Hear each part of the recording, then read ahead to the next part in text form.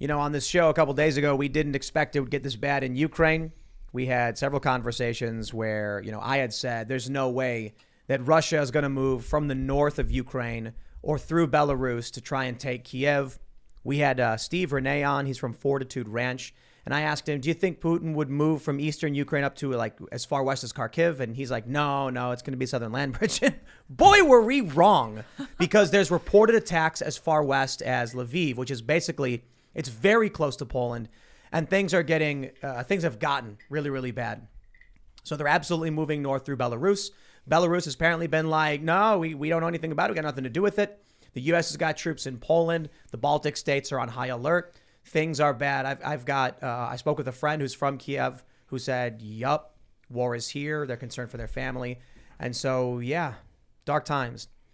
But here's where it gets particularly worrisome. There's a few big stories, 3 in particular. One is that NBC reported Joe Biden has been presented with plans for the U.S. to engage in cyber attacks against Russia, against their infrastructure, which would mean U.S. directly and publicly attacking Russian infrastructure in response to the war in Ukraine.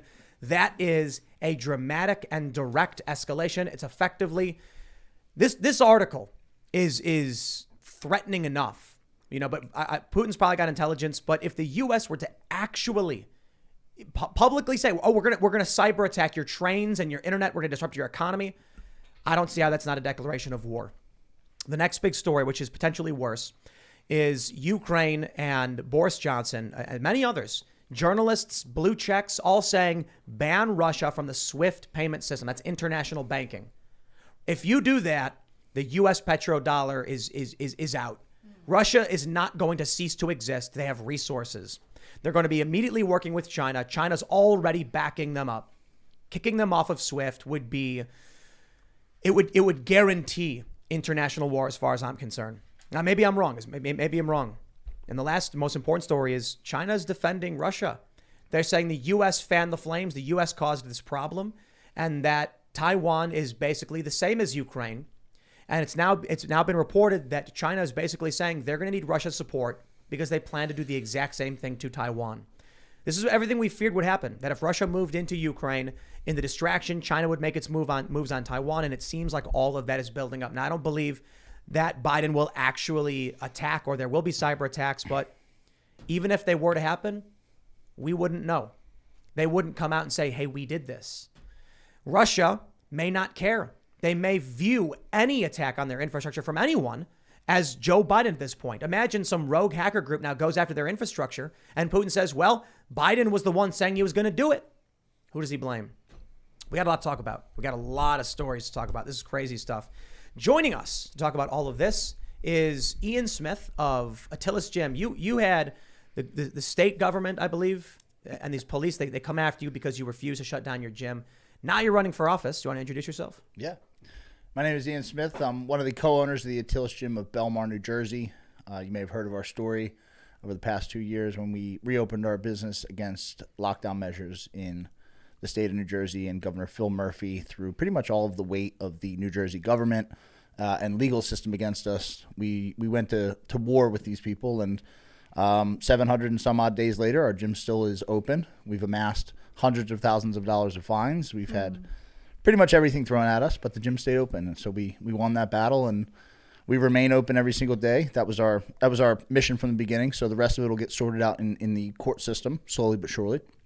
And in the meantime, I have launched a congressional campaign in the 3rd District of New Jersey against incumbent Democrat Andy Kim, and we're going to have some fun with it. The goal is to make politicians really uncomfortable. There you go. You're also going to get thrown into the deep end on foreign policy conversations now. Yeah. So this is good practice. This is going to be interesting. Now, what I think is really interesting is it's Ian's time to shine, because Ian's been harping on the SWIFT payment system for some time, and here we go. Oh, man. So this is like cancel culture at its worst. If you think you can cancel Russia out of existence and just close your eyes and they're gone, this is not banning people from the methodology of living on Earth is not the way to make them get along with you. I'm ready to talk about it tonight. Talk to you soon. And I'm also here in the corner pushing buttons. Very excited for this conversation. The world is looking a little dark today, so hopefully we can shed some light on that. We'll see what's happening. Before we get started, head over to timcast.com and become a member if you would like to support our work. As a member, you are making sure all of our journalists remain employed. That's how we pay everybody, basically, because people have signed up. But you'll also get access to exclusive segments from this show, from the Timcast IRL podcast, available, again, at timcast.com. But don't forget to smash that like button, subscribe to this channel, share the show with your friends. And I'll just one more quick, just a plug before we get started. This one's just for you guys to pay attention and to be safe. Make sure you have plans for the safety and security of your family. Make sure you know if you're in potential hotspots. Pay attention to what's happening around the world.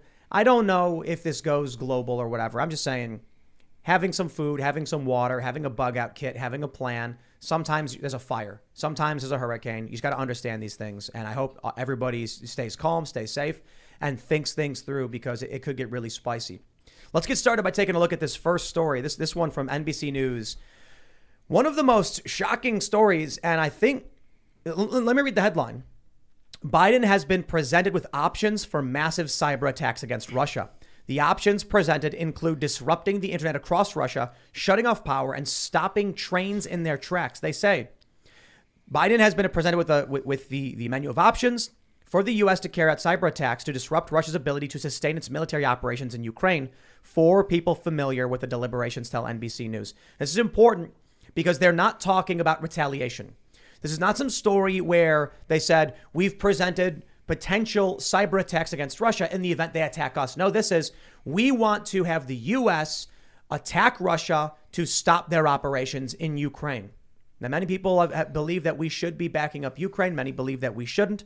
Regardless, this story, I believe, is a threat to Vladimir Putin. The purpose of publishing this is so that Putin knows the U.S. is prepared to do it. If the U.S. wages a cyber war against Russia, going after their internet, their trains, they are attempting to cripple their economy. Economic damage is warfare. It's scary stuff, man. Yeah. It's no different than if we were to go and bomb these same train routes. You know, there's less death and violence, but the same objective from a warfare standpoint is achieved, and that's the shutting down of the economy, and that has major repercussions that no country is going to ignore. So when you're putting these options on the table, you know, you said it perfectly. Are we thinking about retaliation? Because we're not immune to that. We've already seen over the past year. I mean, we've seen several cyber attacks over the past year. We know that our networks are just as vulnerable, if not more vulnerable, to those same cyber attacks. So, do we really want to start that tit for tat?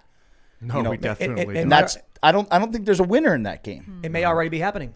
There was a the refinery explosion? Yeah, in Oregon. Yeah. Yeah, when was that? Last night, or when was that? Crazy. So that was the day before. It was yesterday, I think, and it just blew up, and they had no idea why. So I still didn't figure it out. I was just like, "Is this possibly faulty like an infrastructure pipes attack?" Yeah, it was a food processing plant. Yeah, just I think exploded. So. Hey, look, I don't want to connect dots where we have no reason to connect dots. Weird. Well, Putin, I was listening to an interview a couple of years ago. He was talking to like a crowd and saying that America's military defense capabilities, basically over the last 20 or 30 years, they've been building up their defensive capabilities against intercontinental ballistic missiles and missile defense. And now that weaponry is so advanced and evolved that all that defensive stuff is obsolete. And so all this American, we think we've got these great complete obsolescence. I mean, it's anyone that wants to kill right now, any government that wants to blow up a country can do it. I don't think they can, any superpower, U.S., China, or Russia, if they want to level something, they can level it. There's going to be consequences, obviously, but we're not safe.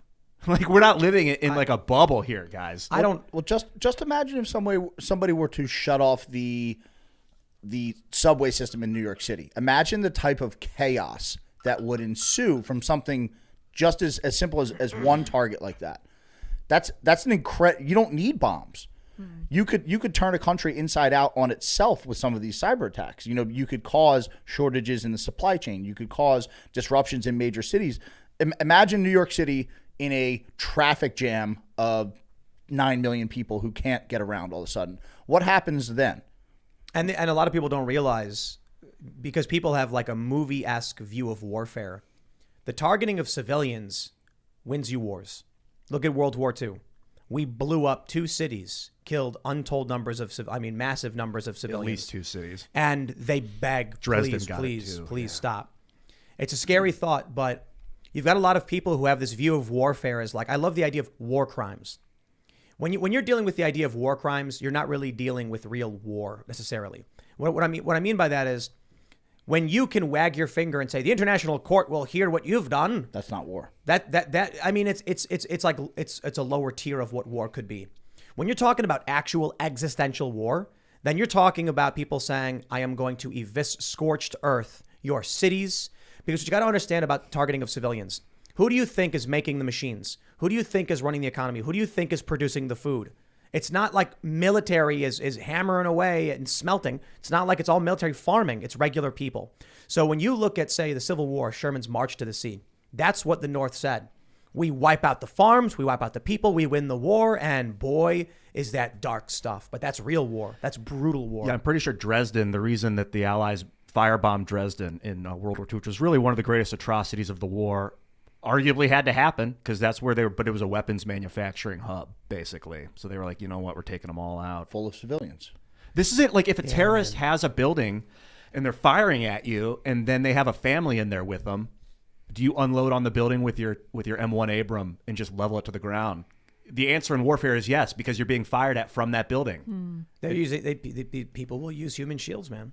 Yeah. I was watching these videos out of Ukraine and the subway systems in Kiev where everyone was piling in trains. What people need to know is the subway systems in Kiev, I believe probably most of Ukraine go deep underground, like legit. When I was there and I'm taking the train, the escalator's going down, seemingly endless. And it's because during the Cold War, when they're building these things, they were worried about nuclear strikes. And trains are extremely, if not the most important piece of infrastructure. Oh, yeah. Transporting people and goods. So they said if we're going to protect anything with deep underground bunkers, we got to get our train systems to move goods. You take a look, there's a story out of New York. It's fascinating. There's like a secret room in Grand Central Station that contains this old machine that used to run all of the tracks. And it was hidden behind like a secret wall or something. I don't know. You can fact check me on the story, but something like this. And the reason was, if any of our adversaries, say Cold War adversaries, found it, shutting down that one machine would cripple the U.S. economy. Whoa. You got to understand, man, when the U.S. says we're going after your trains, that is level one of starting the war. We are going to shut down your ability to transport materials and maintain your economy. And the report is so... Specifically, we can shut down your efforts in Ukraine. It's a form of siege warfare, really. If you're crippling their ability to transport food to their citizens, you're putting them under siege. And I think it's extremely reckless to put that threat out in the open. Right. It seems like a flagrant wag of the finger or a middle finger into the face of somebody who is clearly already easily provoked. Yeah, doesn't it seem strange that we are having this conversation about this? Doesn't this seem like something we should keep on the down low? Am I crazy? Well, exactly. Why would you say that out in the open? Why? It's intentional that they put it out there. They're basically saying, Vladimir Putin, we intend to attack you. And they knew, having Biden say this, he'd come out it's like, no, we can't even let our president say it. We got to put it in the news. Yeah, if it's that bad. What did someone say? Joe Biden said chew grain instead of Ukraine or something like that. Yeah, someone chatted this. I don't know. I didn't see the clip, but wow, a president that can't command. There's a whole bunch of memes about what's going on, and it's like there's one. It's Braveheart, and it's like Barack Obama, and then it's Mel Gibson, no, and then Trump comes. Then it says Hold. Trump four Trumps for each year, and he's like hold, and then it's Biden, no, charge. It's. Look, there's something to be said for that. There's something to be said for the fact that throughout, love him or hate him, throughout the Trump years, we didn't have these type of situations bubbling up to the surface right in front of us where people seem to be able to do whatever they want without fear of recourse. I mean, there's something to be said for that type of posturing. And I think if you want to keep the world a safe place, you have to be able to do that to a certain extent. You see what Rachel Maddow said? Oh my gosh. That the reason that Putin didn't attack Ukraine under Trump was because Trump's position was aligned with Putin's or something like that. Moscow, yeah. Yeah, with Moscow. Of course, they're still selling that Russian collusion narrative, right? Mm-hmm. To a certain degree, though, I don't think I think she's tactless. But there's one issue is the issue of NATO. I mean, we brought it up on the show that Trump was like, "Why are we still in NATO? Like, what's the purpose here?" And so Putin was like, "Okay." Like, let's see what happens. However, I do think, in my opinion, I think Trump was too erratic. I don't think that Vladimir Putin was like, finally, a president who's going to work for my favor. No, that makes no sense because he was moving on Ukraine under Obama. He wanted Crimea. The eastern regions had already declared independence. He waited until there was someone weaker in office. And I think the issue is certainly maybe, it may be that when Trump was questioning NATO and saying they should pay more, Putin was like, we'll see what happens. But that just seems like a stretch. The simpler answer is Donald Trump was called a madman by his own followers, by his own fans. They called him the madman. They called him the God Emperor. Vladimir Putin's like, got to be careful with a man like that. He's erratic. You can't predict necessarily what he's going to do. Now, it doesn't mean that Putin... Because in a sense, he's looking at a reflection of himself. Absolutely. There's a lot of aspects about Vladimir Putin that are very similar, and you can't predict what they're going to do. They're extremely hard-headed individuals. And again, it's not do you like it, do you not like it? It's what keeps the wolves at bay. How much you want to bet? You see that statement from Joe Biden about a minor incursion? Remember that? Yeah. They were like, what do you do if Russia invades? It depends on whether it's a minor incursion or not. See what we'll do. And then everyone's like, he's basically saying the U.S. has a tolerance level for a Russian invasion of Ukraine. Mm-hmm. And then Biden was like, that's their line? I can push it a little bit. I can't believe. Let's pull up this map real quick from NBC News. Putin pushed it a little bit. Yeah, Putin. What did I say? Biden. Oh, yeah, pushed it. No, Biden. The only thing he pushes is his wheelchair as he's going to the sunroom to go to sleep. Oh. I want to help him. Said, Check out this map. They hit everywhere. I mean, this is crazy. Yeah. Through Belarus, it's absolutely insane. Comprehensive. And this map isn't even comprehensive. Lviv is not even on this map. So. I was talking to my friend from Kiev, and she was just telling me like all of these cities that were hit. So what it may be is that Russia's got special forces or some kind of ground troops who had already infiltrated Kiev and then staged these low-tier attacks to cause widespread chaos, confusion, and panic. Seems to have worked. That sounds right. There's a lot of Russian sentiment in Ukraine, from what I've heard, what I've been learning about. I mean, it used to be part of the Soviet Union, and a lot of people in the Soviet Union felt a lot of kinship towards Russia, and it all kind of spawned from Russia in the beginning, the Russian Revolution and so on. You guys ready to get madder than you've ever been? Yeah. I'm looking at it already. Why don't you read that headline, Ian? Biden you're both Ian. Ian. You want me to take the first line and take the second line? You go all the way. Biden administration asks CBP officers to leave southern border for Ukraine, according to new memo. You have got to be kidding me. This is the type of stuff that makes me want to go crazy because makes you want first to of go all crazy. how you look at that headline and you can't even begin to wrap your head around it. We don't even have enough people at the southern border. This has been an issue for a year now, and you're pulling them to go to Ukraine or asking volunteers, and it's because they want. So it's mostly Poland. They want these troops in Poland processing Ukraine refugees or migrants. It's just, let me read a little bit. They say, the Biden administration is asking CBP officers to voluntarily deploy to Poland following Russia's invasion of Ukraine. After being selected, volunteers will deploy within 2 or 3 days and work in Europe for at least 1 month. They say the Office of Field Operations is seeking volunteers to assist with the possible evacuation of U.S. citizens, lawful permanent residents, and their immediate family members in Ukraine. Reads a memo sent to the agency's field operations executives and obtained by Just the News. So I don't want to immediately be like, shake my fist. We got to get Americans out of Ukraine. We got to get permanent residents. We got to get, anyone who's helping us. We cannot let this be another Afghanistan for sure. Do we need the border patrol here in America doing that job? To leave the already in shambles southern border. I feel like we have plenty aspects of our military that could cover that job. Absolutely. I think military police could probably do that, just to name a few. And I'd like to present you with my vision of how this came about.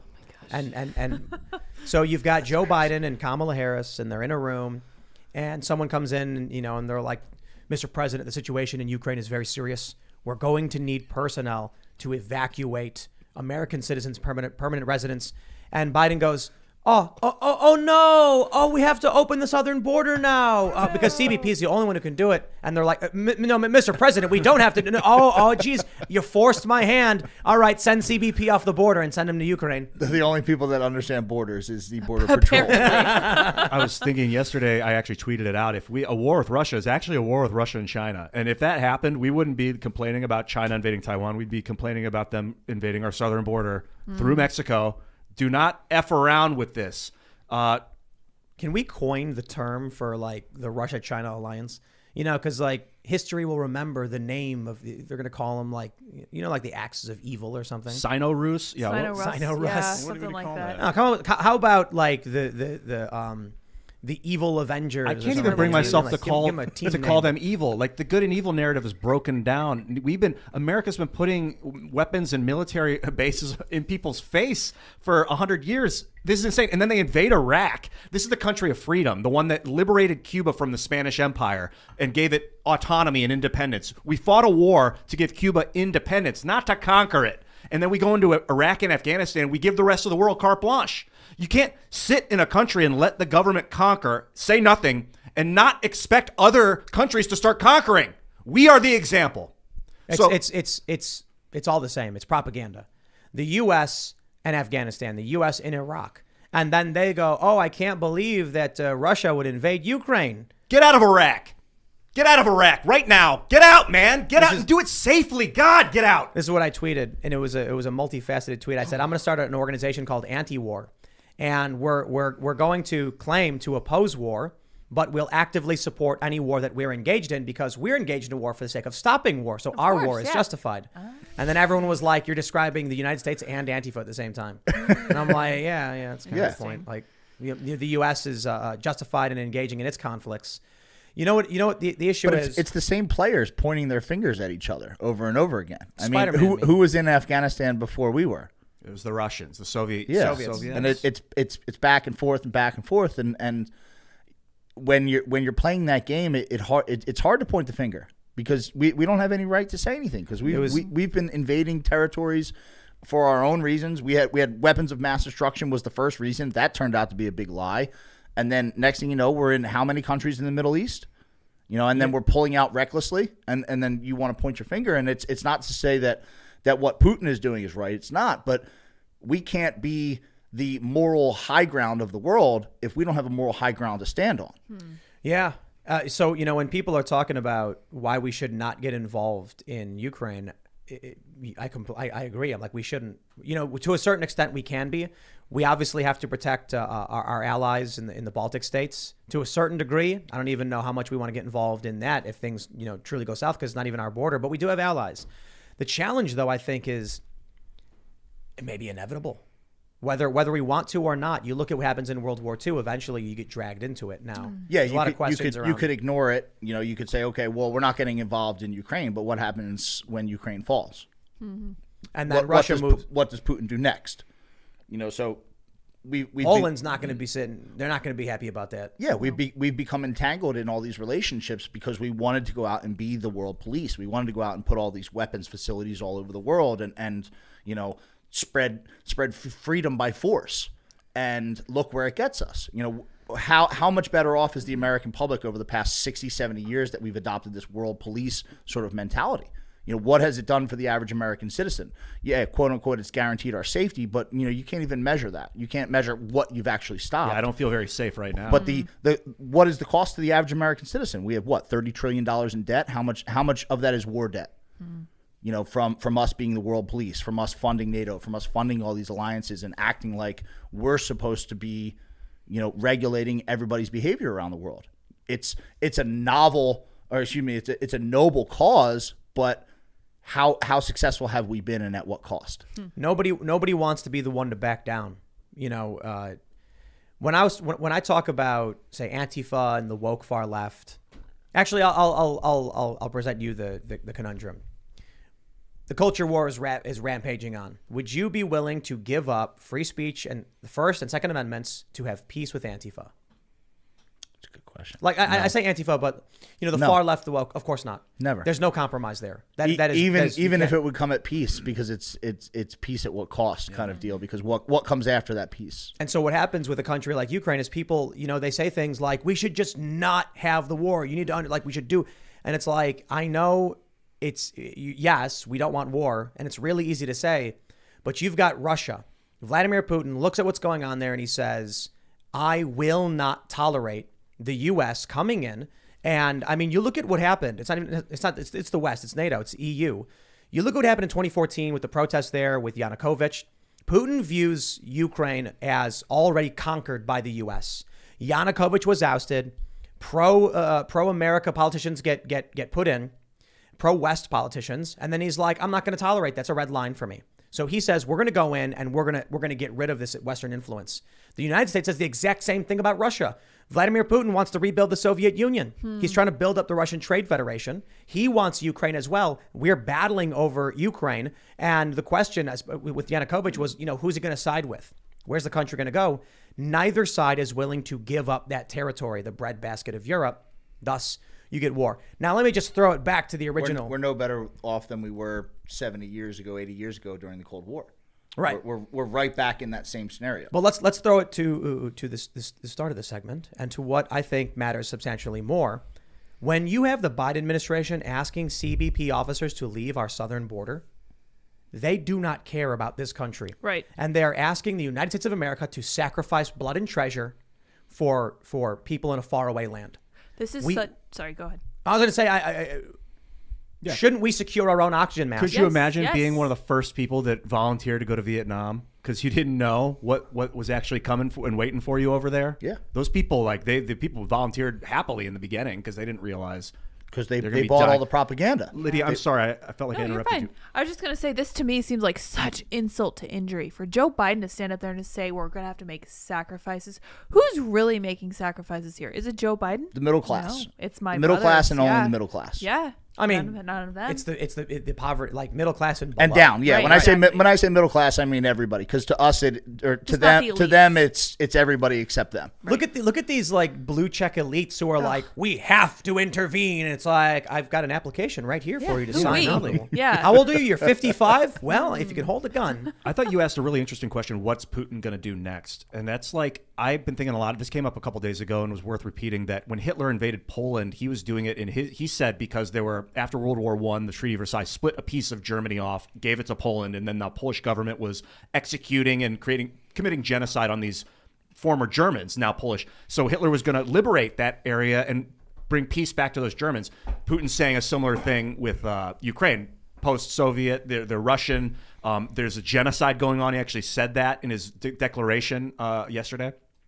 I don't know if there's a genocide going on. The U.S. news has been completely silent. I've never heard an inkling that there might be a genocide going on in Ukraine. It's different. But it's not out of the realm of possibility. No. It's different. I would say I think the Ukrainians learned their lesson about Russian control from the Holodomor and probably are not too keen to be involved in something like that.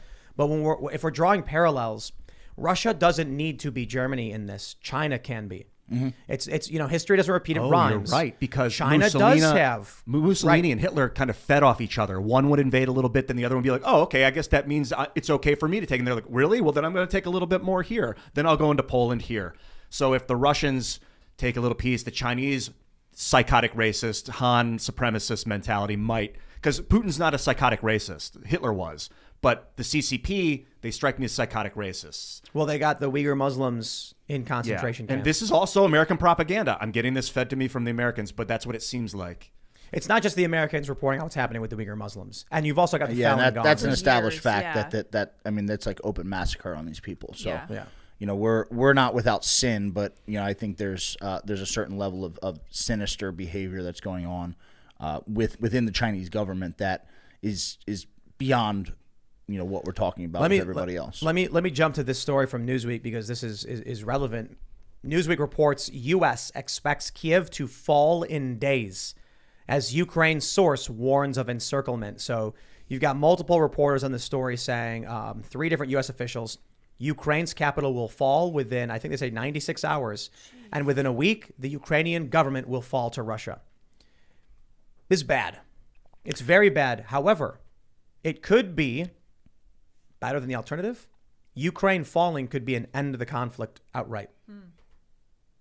Sure. Yeah. I mean, but we these situations are terrible because they're incredibly complex, and you don't know the next moves of some of these people. You know, what happens when Ukraine falls? Is Putin satisfied? That's a great question. You know, so this is my next question. Is he What satisfied? happens next? Or, you know, and do we just, if he is satisfied, do we just take that loss? Yeah, You know, and what are the repercussions of that? You know, I mean, is walking it a away loss with for a America? bruise. What are we worried about? Now the issue is NATO, these Western European nations want cheaper energy. Russia controls a lot of the energy flowing in. So the craziest thing is one of the moves that Joe Biden made in the past couple of days was to sanction the Nord Stream 2 pipeline, which goes from Russia to Germany. He sanctioned that, but he was the one who lifted the sanctions on it in the first place. Right. They tried to appease After he Putin, shut down the and Keystone it XL pipeline, exactly. too. They tried to appease Russia. It didn't work. Vladimir Putin sees the appeasement. They're like, okay, we're going to lift these sanctions. You can do your pipeline. Just don't invade Ukraine. Otherwise, we'll put them back in place. And Putin went, oh, Okay. yeah, sure. because we were Thanks. fine with those sanctions. Yep. You know, they weren't affecting them that greatly. So he said, okay, sure. Ben Shapiro made a really, really great point. He said, paraphrasing, that the U.S. that our culture is so materialistic Yes. that we think sanctions inhibiting their ability to buy things will stop them.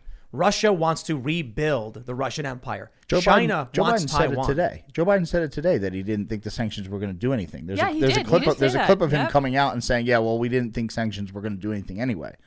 You know, so it's all for show. He knows that that's not going to be enough of a deterrent. Ben Shapiro made the really interesting point. Sorry to cut you off. I just No, had you're to good. throw this out there. But Ben Shapiro made the really interesting point that Russia has something higher to work for that the U.S. no longer has. He's like, we are so materialistic. We care about faster cars. We care about Levi's. We don't actually care about our country or like any kind of overarching moral framework. And they do. And that's something we cannot Because they've understand. been struggling for how long? Right, You know, and exactly. this is if you're Russian, you know, and if you're in the Russian government, and if you're Vladimir Putin, you're seeing this as a chance to, you know, like you said, rebuild or restore whatever that empire was in his mind. I think And we're not looking at it from that perspective. Right. In America, we've never experienced that. You know, the worst hardship that we've experienced financially in terms of you know, hardship was the Depression, and we made it out of that okay. And that lapsed far into our memories. You know, these people have been living under harsh conditions for a really long time. So they're looking forever. at these opportunities to capitalize and become a more powerful country, become more economically stable. You know, so what dog do we have in the fight here? I think if he was smart, Putin, and he is, that he would take what he takes out of Ukraine, and then that's it. He moves on, and he's remembered as Vladimir the Great. Like, you could, But do you But if he really, pushes do you too really, far? honestly, do you if you were a betting man, would you bet that he would do that? No, I wouldn't. yeah, because otherwise he's going to get the world declare war on him. He's got to be careful. No. I think you know we learned little bit at a time. We learned a lesson here. Just 2 days ago, we're like, he won't go for Yeah. Kiev. That's ridiculous. He won't go. I didn't think 96 hours, yeah. Yeah. Yeah, we were sitting here saying it'll never happen, and then last night it's like the show ends, and I got a message from Luke, and he's like all caps. That was during the show too. That's yeah, crazy. Russia's Optimism invaded, bias, and I'm like, yeah. well then, we were wrong Hard and about fast, that because one. if he took a little bit now and then waited and later went for Kiev, it'd be a big deal. Now he's just I- taking it all at once to get it over with before people have From a the chance looks of to- the map, it looks like the entire country. Yeah, he's going to take the whole Yep. thing, and then it's going to be done, and it's going to be Russia. Why would he stop? Because the He's- world will declare war on him if No, he they doesn't. won't. I think they will. I He's think already- they he's will. already- You have no choice at that point. Yeah. Who? The United States, Britain, France, Germany, all all of these NATO, people that are relying on cheap energy. Turkey probably will get. This is the Chinese issue. will be on the Russian Exactly. side. It'd be It's absolute this- torture it's for this, everybody. It's this entanglement of everybody's interests. You know, you have Europe relying on Russia for a tremendous amount of cheap energy. Are they going to be so quick to declare war? Well, this is the crazy thing. The idea for so long was that trade would stop war. It's what the neocons and neoliberal establishment thought they were going to do. They said we do a free trade agreement with China and then we'll have peace because no one will want to go to war. Instead, what happens is the bully in the room says, I'll go to war and I get your stuff and ain't nothing you can do about it. Yep. yeah, it works a little trade, True. but it doesn't stop war. Right. It helps get to know each other, but it gives you an incentive to work together, but it doesn't stop conflict. That's for No, sure. it doesn't, because there's always workarounds.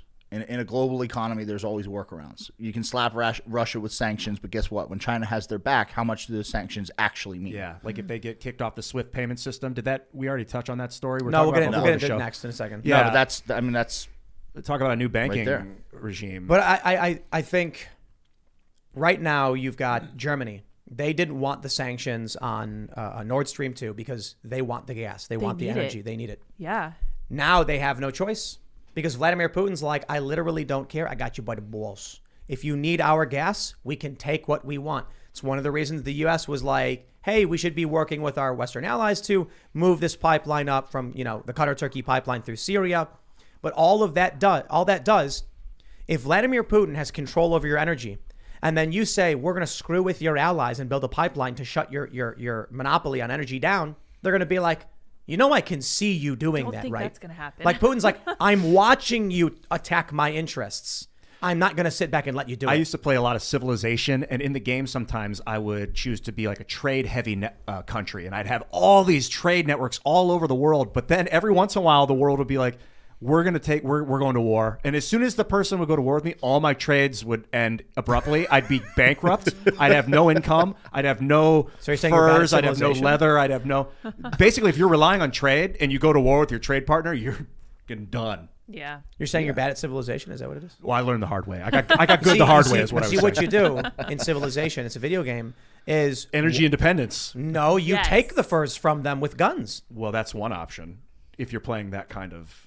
I never play Civilization Method. that way. Yeah, I don't always normally. have really strong borders, a really strong and advanced military, and I mind my own business. If I get novel attacked, I go concept. full... That is right? that is a novel concept. I know, right? Can you say that one more time for us? This is how I isn't it? This is really funny though. Do you win a lot when you play? Oh yeah, every time. But I go for science and cultural victory, which is there's different ways to win.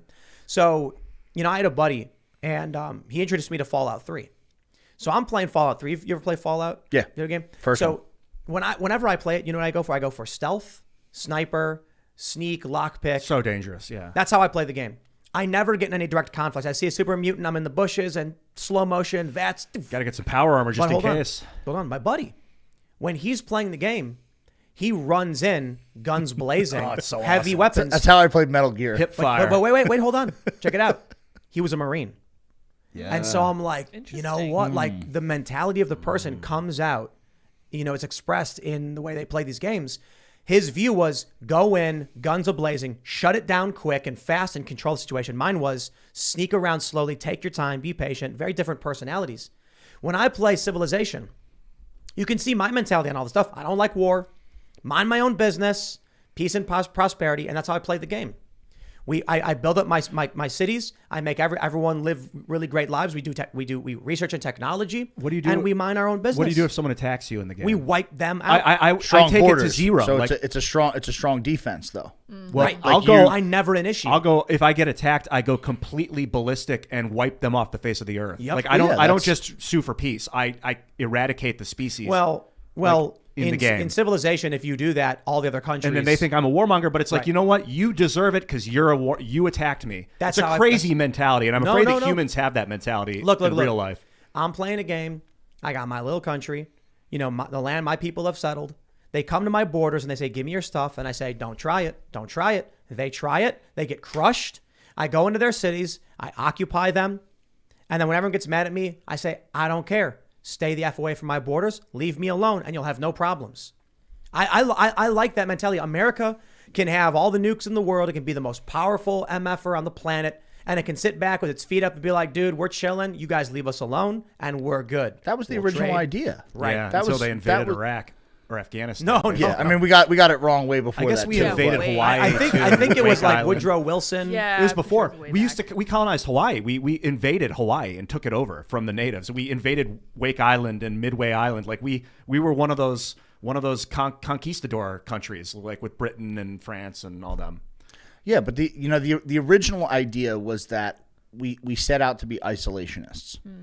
We conquered, obviously, from sea to sea, and then we said, okay, this is our spot here now, and we're not going to go, around the world, but we're going to show it off. You know, they sailed the Navy around the world originally, the Great White Fleet or whatever Interesting. I believe it was called. You know, because to show off our might. But then it went back to our borders, and that's realistically that should be the purpose of a military. You know, what would have enabled us to maintain our isolationist policies would have been to have developed some form of energy independence, because this is the problem in Germany.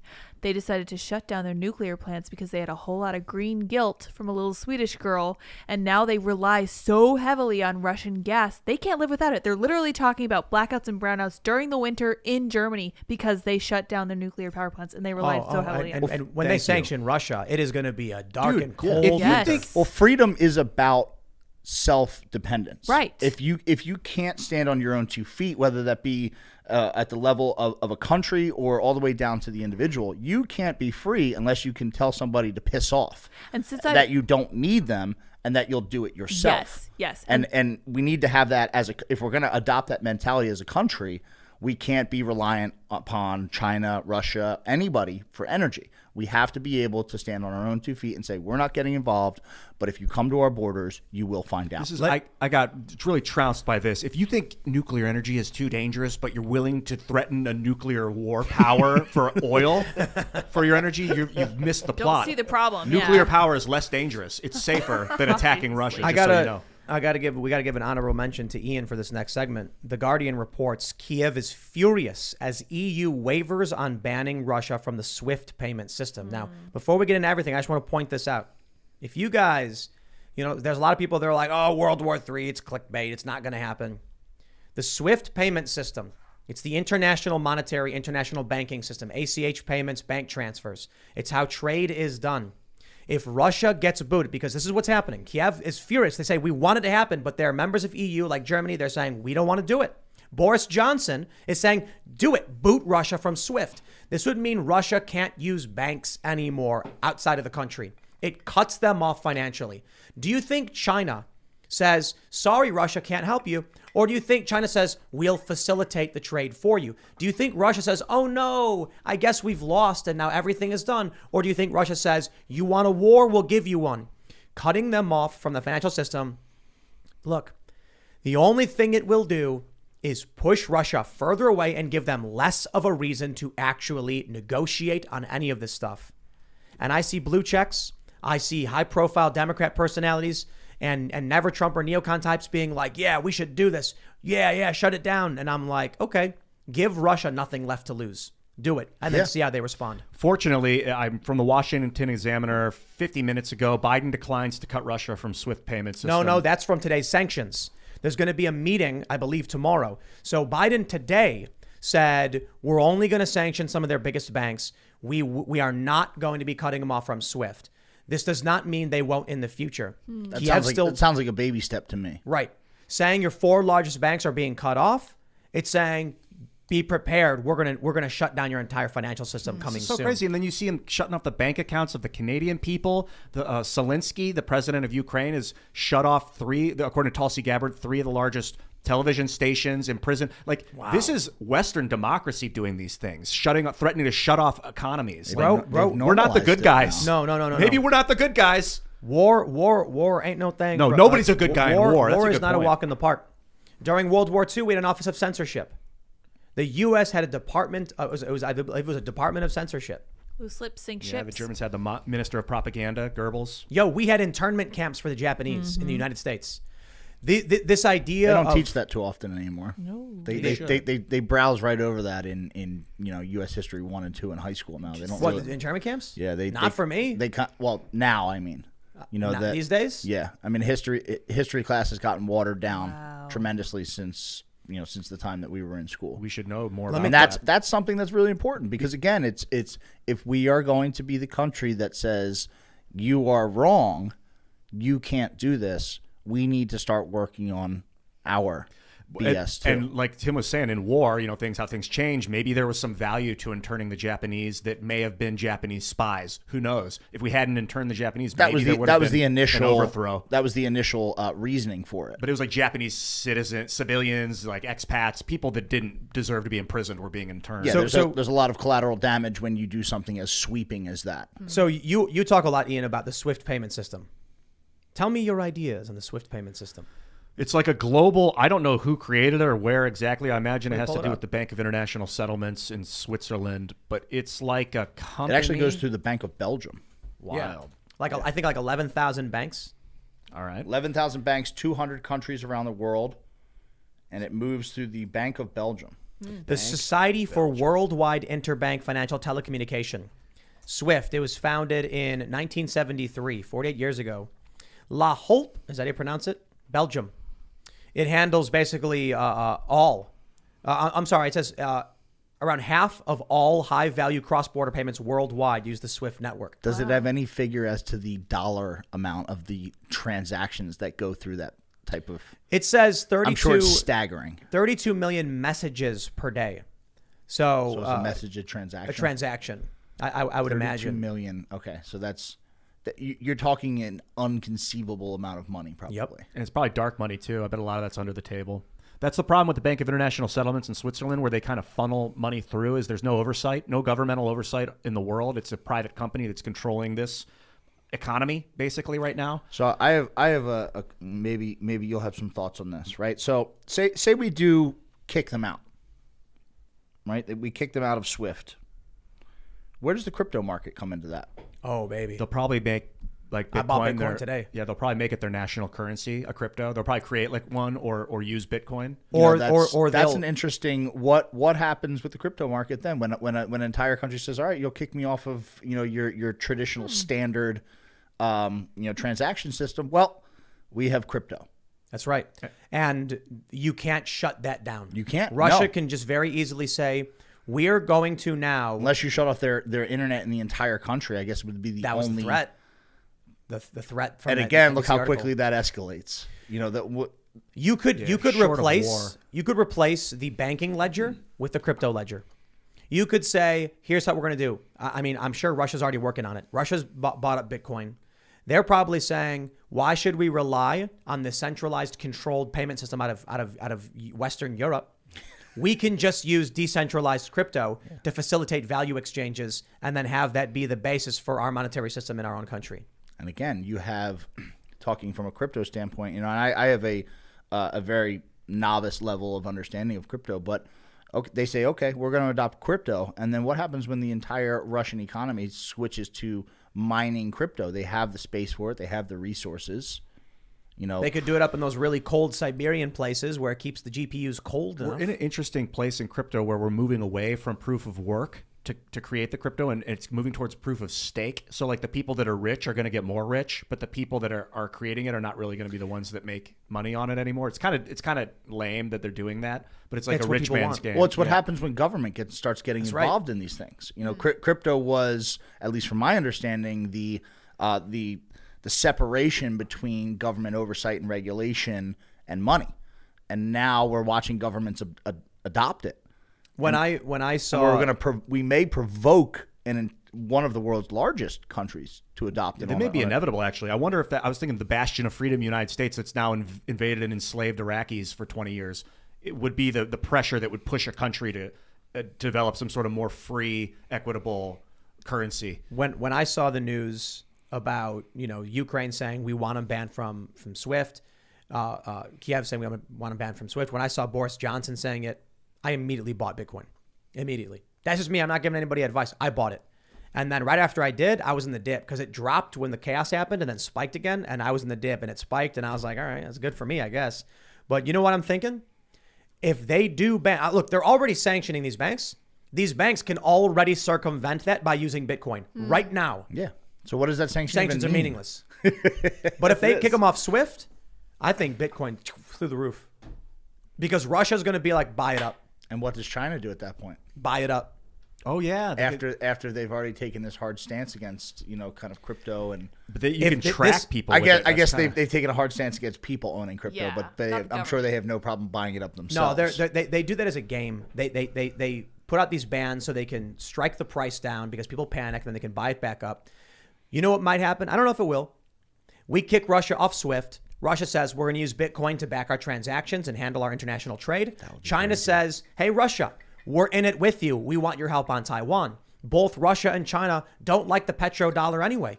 They say, okay, You don't want to trade oil. You don't want us to get access to your markets. We're going to cut you off from our energy production, and we're going to buy in crypto or Bitcoin or other currencies. You can't do nothing about it at this point. It could precipitate the end of the U.S. dollar. Absolutely. I mean, we're watching it slowly kind of like just decline at this point, but that would be an overnight just death to the dollar. Not to mention gas prices already skyrocketing. What are they saying? $4 a gallon is coming. Yeah. Because now we're getting close. Now with the sanctions and the conflict, Russia is going to be pushing back, being like, "You don't get our oil. If we can't trade on your systems, we don't give you the oil. We're going to keep it for ourselves." And I bet you Joe Biden doesn't even consider opening our national pipelines. Oh no, he's shutting them down. There was he recently there was news. I'll try and find it in a second. Recently issued a ban on producing natural gas in the United States. Another one. Why? I don't know, man. The little Swedish girl. Why? Right, yeah. No. Why Seriously, are they taking green guilt? It's green guilt. It's why this are they hijacked taking idea. CBP from our southern border to go to Poland? The policy is to gut this country, either because they're morons or they're laughing all the way down. It's got to be. I believe the latter. I Yes. really do. Oh, At this point, you can't be. You hear people all the time, "Oh, Joe Biden, he's so stupid," and come on. I don't believe these people are that stupid. You don't get to that position in life being an idiot. He's good at following orders, that's for sure. Sure, but you can't be making this many mistakes. They've made too many mistakes at this point for it to be stupidity. Yeah, I think you're gutting this country from the inside. I think corporations, including the federal, were you just take it one issue at a time. Look at the southern border and work your way up from there. What comes across the southern border? Illegals. People nobody vetted. Fentanyl, the number one killer of the ages between 18 and 35 right now is fentanyl. Where does that come from? It comes from China. Yep. Look at our supply chain. Look at our energy production. Look at the value of our dollar. All of these things are moving in the wrong direction, and they are all the result of policy created by our own government. None of these things are happening to us because of outside influence. I wonder if China is shipping drugs, but we have a responsibility to protect our own border. We're not doing any of these things, and all of the problems that we're facing today as a society, as an American society, are self-inflicted by our own government. Moving border agents to Poland when we have a clear crisis at the border is about the stupidest thing I've ever heard. Yeah, How about this one for you? From AmericanPress.com, Biden halts all new oil and gas leases. From Wednesday, February 23rd, 2022, reported by the AP. The Biden administration is delaying decisions on all new oil and gas drilling on federal land and other energy-related actions after a federal court blocked the way officials were calculating the real-world cost of climate change. What were you saying? The green guilt and Greta Thunberg. It's a hijacked idea, and nobody, I don't think at this point, denies the fact that humans have an influence on the climate around them. Right. But this idea that everything we do has to be like renewable and this and that, it's a ruse to undermine all of these things that make us fiercely independent. This country can depend on itself. We have everything that we're a unique country. Right. We have everything that we need within our borders to be completely self-reliant, and somehow we are not. I think we're missing lithium. We're on the verge. We have Alaska. We are facing down full-scale ground war in Europe. Like, there is legitimately a ground war in Europe right now, the most significant we've seen halting oil since and gas World War production II. domestically. And Biden's like, oil and gas, we don't need it. That should be something he rubber stamps at this point. Yeah. Until further notice. Yeah. We have a conflict on the horizon. Ramp up the machines at home and get ready to at the very least, flex your muscles. Biden's going to look at Joe Biden flexing his muscles and laugh at this point. Excuse me. I gotta say something. Biden might be looking in the mirror and laughing. I gotta say something that's probably controversial. Oh yeah. And it's going to make a lot of people angry. No. But Donald Trump was a better president than Joe Biden. But there are no mean right. tweets. That's right. What you talking about? I thought about it. I thought about it, and I was thinking maybe the mean tweets were worth it. Maybe it was. Yeah. Yeah. Energy independence. There are a lot of things that I disagree with Donald Trump on, but he is unequivocally a better and stronger, and I think stronger is really in terms of this topic an important characteristic. Well, yeah, he is a stronger president, he projects strength in a way that Joe Biden, I don't think ever could. Nor Kamala Harris, or nor really anybody on that roster on that side. But I got to get a little real with it. It's not hard to be better than Joe Biden. Right. No. We're not setting the bar extremely high. Right. I thought Trump was great about not falling for this kind of global agenda of corporatization. Like, he got us out of the Trans-Pacific Partnership within like 2 weeks of coming into office. He saw the danger of allowing our citizens to be sued by corporations because they didn't want to discriminate. They didn't want to buy Malaysian oil. Like, we're sovereign citizens. We don't have to bow to a corporation. That was early on World Economic Forum stuff. I think that what's happening is that there are corporate powers that are putting countries against each other so that they fight, and then they can fall apart and be like, hey, see, national governments don't work anymore. Let us come in and say, I told you guys this before the show, let us come in and save you with our corporate benevolence. Yeah. I just wanted. Look at this. I want to pull up this story from the AP. Biden halts oil gas leases amid legal fight on climate costs. Stab me in the eye. Russia just invaded. Oh my and this gosh. is February 22nd. When they were screaming Russia was going to invade Kiev. We're talking about climate cost. And he was like, well, you know, that little Swedish girl yelled at me, so I think cut off the power. Oh my God. I'm flabbergasted at the people who voted for this man. Even with this stuff, what beyond the headline, because it sounds nice to your bleeding heart, social justice warrior. What does climate cost actually mean? We don't know. In that discussion. I think the assumption is that too much carbon dioxide in the atmosphere is going to cause a greenhouse effect, which is going to cause superheating. But so we should be worried. That's the worry. We should be worried about the shorelines disappearing more than we should about a possible European invasion from Russia. Like that's the calculus that potential we're doing. invasions are preeminent in forefront, I think. But you should not be focusing on how bad things could get, but how to fix the problem, which is the carbon dioxide in the atmosphere. I just got to step in and say, we've got the potential for total nuclear annihilation in the immediate, but we're looking at that clock you about climate change. Environmental danger, a nuclear bomb going off in the atmosphere. Yep. Exactly. It's like 10 million years of this stuff. Those two words are essentially meaningless. Climate cost. It's meaningless. The American military is like the biggest polluter in the world. The amount of crap it dumps into the oceans with its navy and its army is like if it was a corporation, it would be the largest polluter on Earth. I'm sure it probably is, and we're not even high. We're not even up there on the list of the people that we're talking about in this discussion. Russia, China, these are polluters of the world. These are people who don't buy this climate cost nonsense.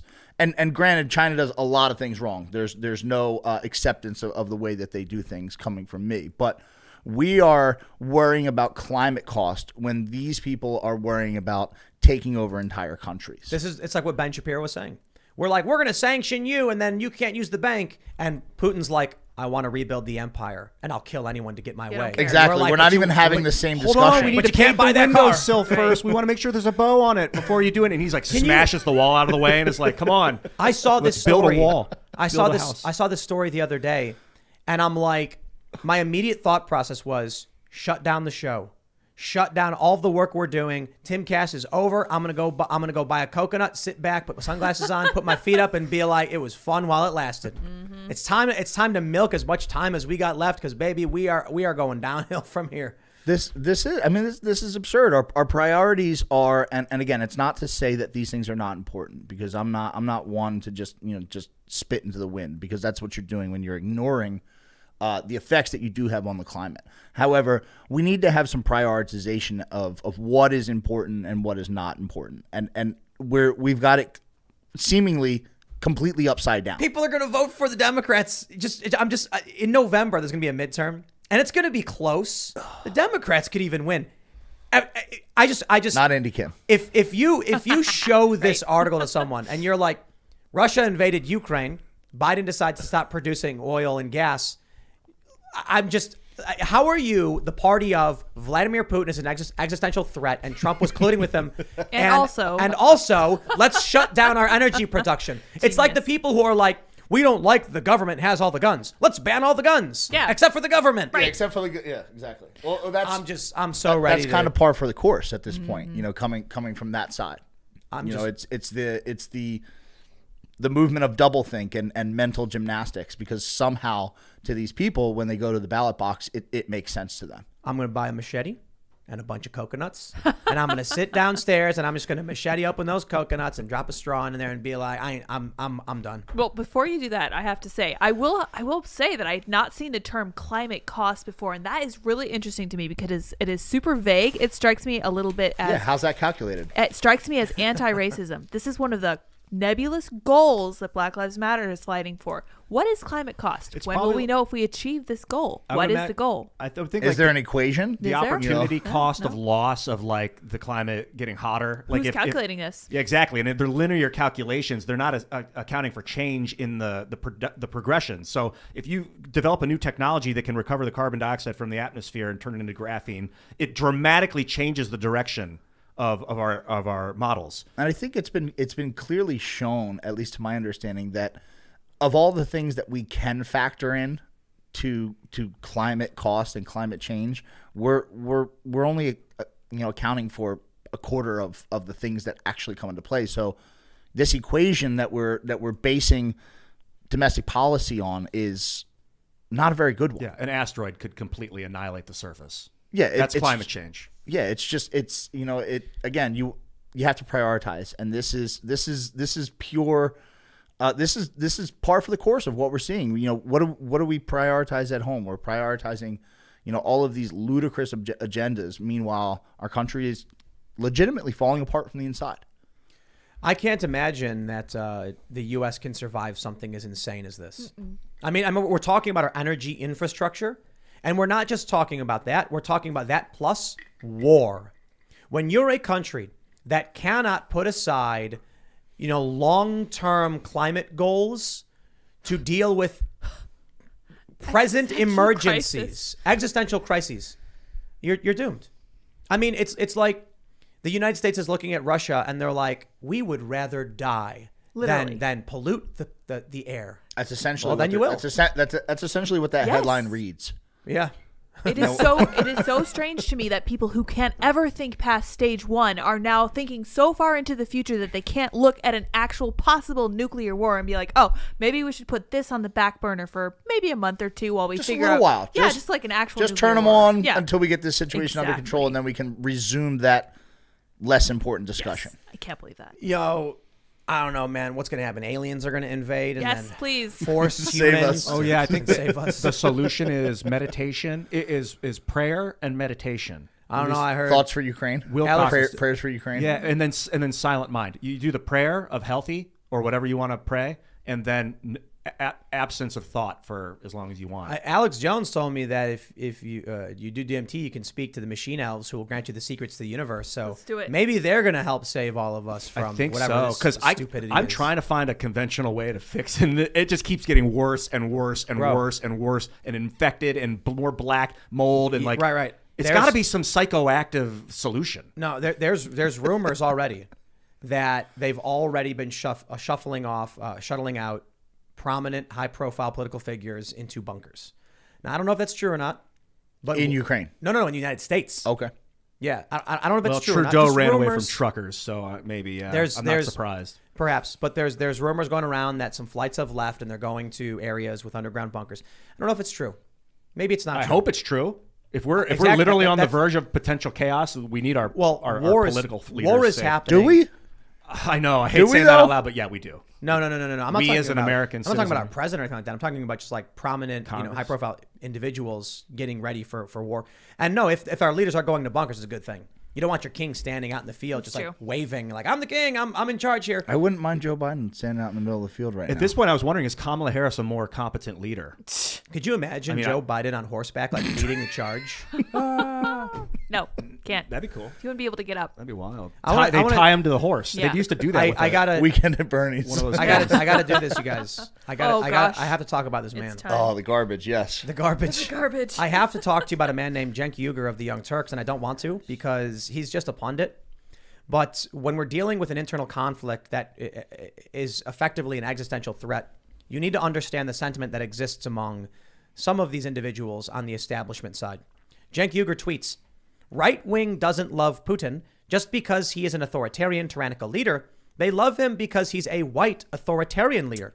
Race has become more important than even nationality. They've turned on democracy and now even America in favor of a white warlord. This may be one of the most insane things I've ever read.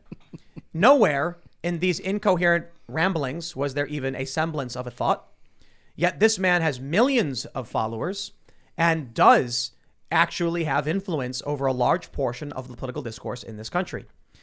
Joe Biden is an old white man who is leading the empire of the United States. According to the Young Turks themselves and many of the left, the U.S. is the empire, is the fascist empire. So is Joe Biden not a white, tyrannical authoritarian? Apparently not. Apparently it's Putin. But please show me where right-wing individuals are cheering for what Putin is doing. Nowhere. Cenk Uygur highlights Tucker Carlson, saying it proves him right because Tucker explained what Putin's mentality was. That's it. And I think that's important to understand. Right. Is it not? It is. Yeah. When dealing with who is right now your enemy, is it not good to understand the mentality that they have It's necessary. to perhaps come to some sort of solution? Yeah. You know, Absolutely. They don't want. It's this typical rhetoric today where you don't even attempt to understand the other side. This is insane. You just declare that they are wrong, and hate them. Yeah, I would like to understand Putin's side. I'm not like, yay, I wish he was my leader, but I think as a general goes, if I was like playing a video game and I wanted to put a guy in command of my military, I'd pick him over Biden or Xi Jinping, who are both are bureaucrats. This guy's got like military experience. He's ex-KGB. He's cold as ice. He doesn't show emotion on his face. He's a good commander. Now, ethically, that's a whole other discussion. And we have different, Russia and the United States come from different places, and we have different ethics and morals. That's another conversation. But I have that appreciation for the guy for his abilities. But just bringing it back to what the U.S. is facing. But it's not because he's white, and that what Cenk Uygur said is completely racist. It's not just that. I don't care there's no substance here.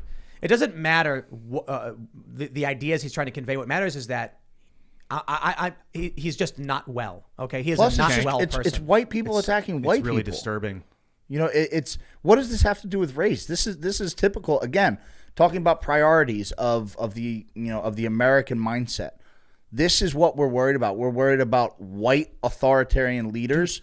How about just the fact that people are dying? The Young Turks was a genocidal group of Turks in the early 1900s led by Enver Pasha that basically created the Armenian genocide.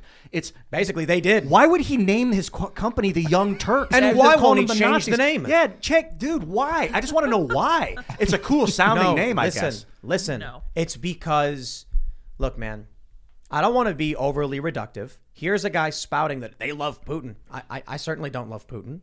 I don't know, but so I'm not going to assume he's talking about me. I'm not right wing, right? No, he's talking about me. He calls me right wing all the enemy time without being in love with the guy. Cenk calls me right wing whenever they do segments about me. Certainly, whatever that means, fine. But to imply that I am involved in any kind of love for Putin is psychotic.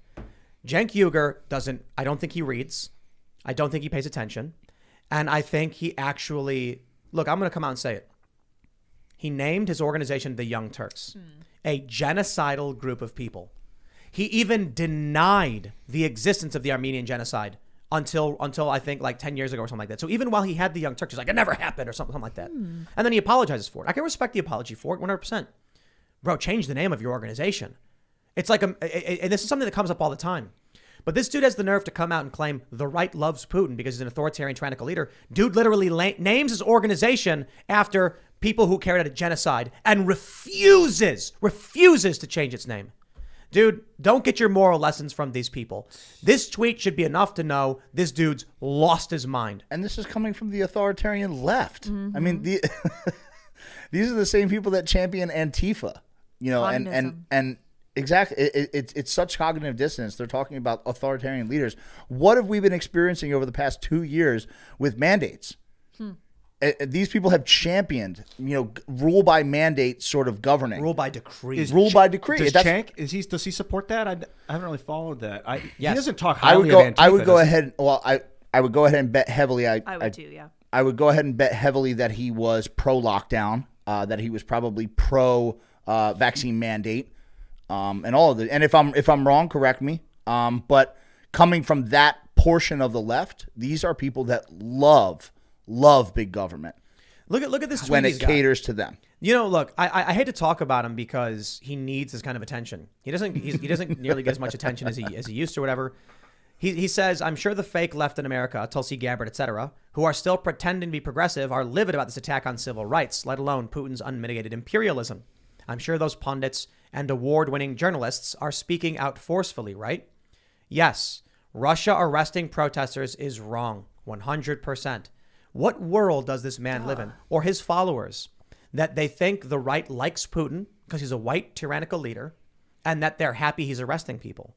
This is a fabricated reality that doesn't exist. Yeah, where's the evidence that thought even has been put out there by Right. anybody credible that represents the right? I really don't like assumptions in general. Yeah, that's just one of those things where it's like, at least show me a tweet from somebody who's got as many followers as you do that has said like, yeah, Putin, go get him.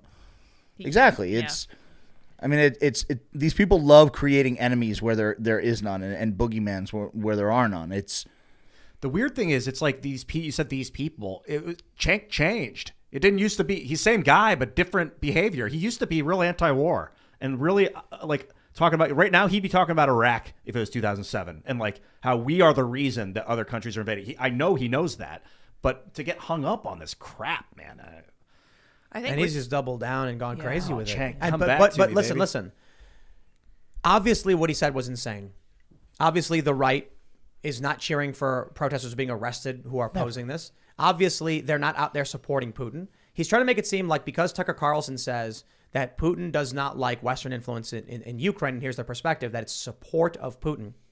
But then what happens is a bunch of other American establishment left personalities defend his insane Start idea echoing that, yeah. for tribal reasons. Because the right now mocks Cenk Uygur, they're going to come out and be like, he's right. It's a fact now. His psychotic statement is now a fact among these leftists. The battle of cult worship. and ignoring the fact that what Tucker Carlson is saying is a mere fact. Yeah, Tucker. Talking about the fact that Vladimir Putin is hostile towards Western European influence is a fact. That's not a supporting statement of any kind. There's no emotion in that statement. That is a black and white fact. They said he echoed Putin's talking points. Echoed. He literally told his audience what Putin said. He's educating. Oh yeah, It's amazing. That's a journalist's job is to echo talking points, I believe. Putin says the Ukrainian administration is a Western puppet, and then Tucker Carlson on his show says Vladimir Putin views Ukraine as a Western puppet. In 2014, the ousting of Yanukovych, and they're like, he's echoing his talking points. Well, how else is he supposed to tell people what's happening in that country? I feel like Or this is a step further. What Putin's. I feel like this is a step further on the removing the context thing, like what they did with Joe Rogan. He said the N-word, supposedly, whatever. They completely removed all context. They made it seem like he was insulting someone. So now what they do with Tucker, say he's echoing his talking points just by saying that this is what he said. He's reporting the news. He's telling his audience. He's a journalist. Exactly. He actually is a journalist. In fact, that's misleading. Telling someone's talking points is different than echoing them. Exactly. Echoing They them try to is say- claiming that you agree with it and you're repeating it. Right. Exactly. I'll put it- Echoing would be like, yeah, and I think that's really bad too. Exactly. I'll put it this way. The way Tucker explained what was going on, he spoke factually, but it was very much there's certain things that are happening in Ukraine that Vladimir Putin has stated, which are easy facts. Simply by saying, here's a fact of something that happened in Ukraine. The issue is U.S. corporate press lies. They lied about Joe Biden. They lied about Joe Biden and his quid pro quo. And if you tell the truth on that, you're echoing Putin. Amazing. Joe Biden absolutely engaged in illegal quid pro quo. You're talking about his Burisma? And Vladimir Putin sees that. And he says, so the prosecutor in the administration is fired because Biden threatened to take away illegally, mind you, aid from the United States. It's so obviously an American puppet, that country. Well, you're echoing Putin now. That Zelensky guy. You see how that works? Now just by observing corruption, you are now in support. Technically, I said Russian it first, agendas. so the Russian agendas are in support of me because it was I saw it coming 2 years ago, and I claimed it then. The Zelensky stuff is not... Dude, Biden goes in there, he basically, I don't know what you would call, browbeated the president to fire a guy that was examining a company that his son was on the board of. So the president fired the guy. And then when Biden was a VP, when he left office after Trump gets in, the guy comes back. He bragged about it. He bragged about it on stage. Yeah. Right? We talked about this so many times. Yeah. I'm sure it's so important to understand that. But that Video of him it's doing the it. same If you country. say that, then you're echoing, Russian propaganda, and it's Easy. Let me. Yeah. I wanna now get into sort of the what's the right word? Irreverence of the psychosis here. We have this story. I don't know what this is. Sis mocked actress. Oh, actress is mocked. Jeez, Is this- proofread your Yeah. headlines. For uploading a video of herself reading a self-penned poem saying she wishes she'd been Putin's mom, so she could have hugged him to stop him turning into a warmonger. Actress Anna Lynn McCord, 34, posted a bizarre poem online Thursday about her desire to be Putin's mother. Putin, 69, ordered a full-scale invasion of Ukraine. Can I? Do they have this? Let's play it because it could. No. Oh wait, I got to turn the sound on, don't I? Yeah. Okay, we got this. This is going to be awesome. You guys ready for this Wait, one? unmute it. Did it still muted? Okay, here we go. Dear President Vladimir Putin, I'm so sorry that I was not your mother. That was when I paused it the first What? time. Oh, come on. I The had to stupid click on thing's it. not working. I was like, this is cringe. It's really quiet anyway. So cringe. All right, is it gonna work now? Slight. Never would the stories plight the world unfurled before our eyes, a pure demise of nations sitting peaceful under a night sky. All right. We're not gonna listen to this. Oh my gosh. The problem I have with that is so it bad. wasn't genuine. She wasn't saying it. She was just reading a poem with like cadence to it. That's It didn't the sound like problem she with actually it? meant it. That was why I clicked off I of just it. gotta say, like, That's unbearably cringe. Oh my gosh. something is we have a malignancy in this country of vapid shells of people who do things like this, where they're like, I don't know about Ukraine, I don't care about Russia, I heard the name Putin in the news, let me make a video. You know what? Social media was a mistake. Yep. There are just some people that shouldn't be allowed to post. Yep. I am kidding, by the way. That's a joke. They should be censored. All right, that's Think the so? joke. Maybe minors shouldn't be able to post. I don't know. We'll Well, figure I that mean, out. She's 34, Ian. She should know better. You look at this. She's half the age. You of look at Putin. this, and it's Oh my gosh. it's so absurd. You don't even know what to start with. It's who is this Hollywood actress, and what does she have to do, or what does she know about? 90210, man. Come on. Don't you know? And The what does 90210. this poem help? I mean, this is typical like the toxic American culture where we think like, if enough hearts bleed and we shed enough tears and hashtag hard enough, like we're gonna solve world problems. Like this is gonna come across Vladimir Putin's desk and a tear is gonna like just a single tear is gonna just drop from his like stone stature and you know what he's gonna say, let's pull back. He's going to slam the table. And he's like, She was right. and I too wish you were my mother. I think this reminds me of there's this like kind of idea like, oh, if I go back and help Hitler when he was a baby and like give him the kindness he needed to become an artist, maybe he wouldn't have become a psychological dictator. But I think that's this idea. He like, did do if I crazy could- drugs, though. Yeah, he was all on amphetamines Meth, nonstop. yeah, He was yeah. just shell shocked from World War I, destroyed mind.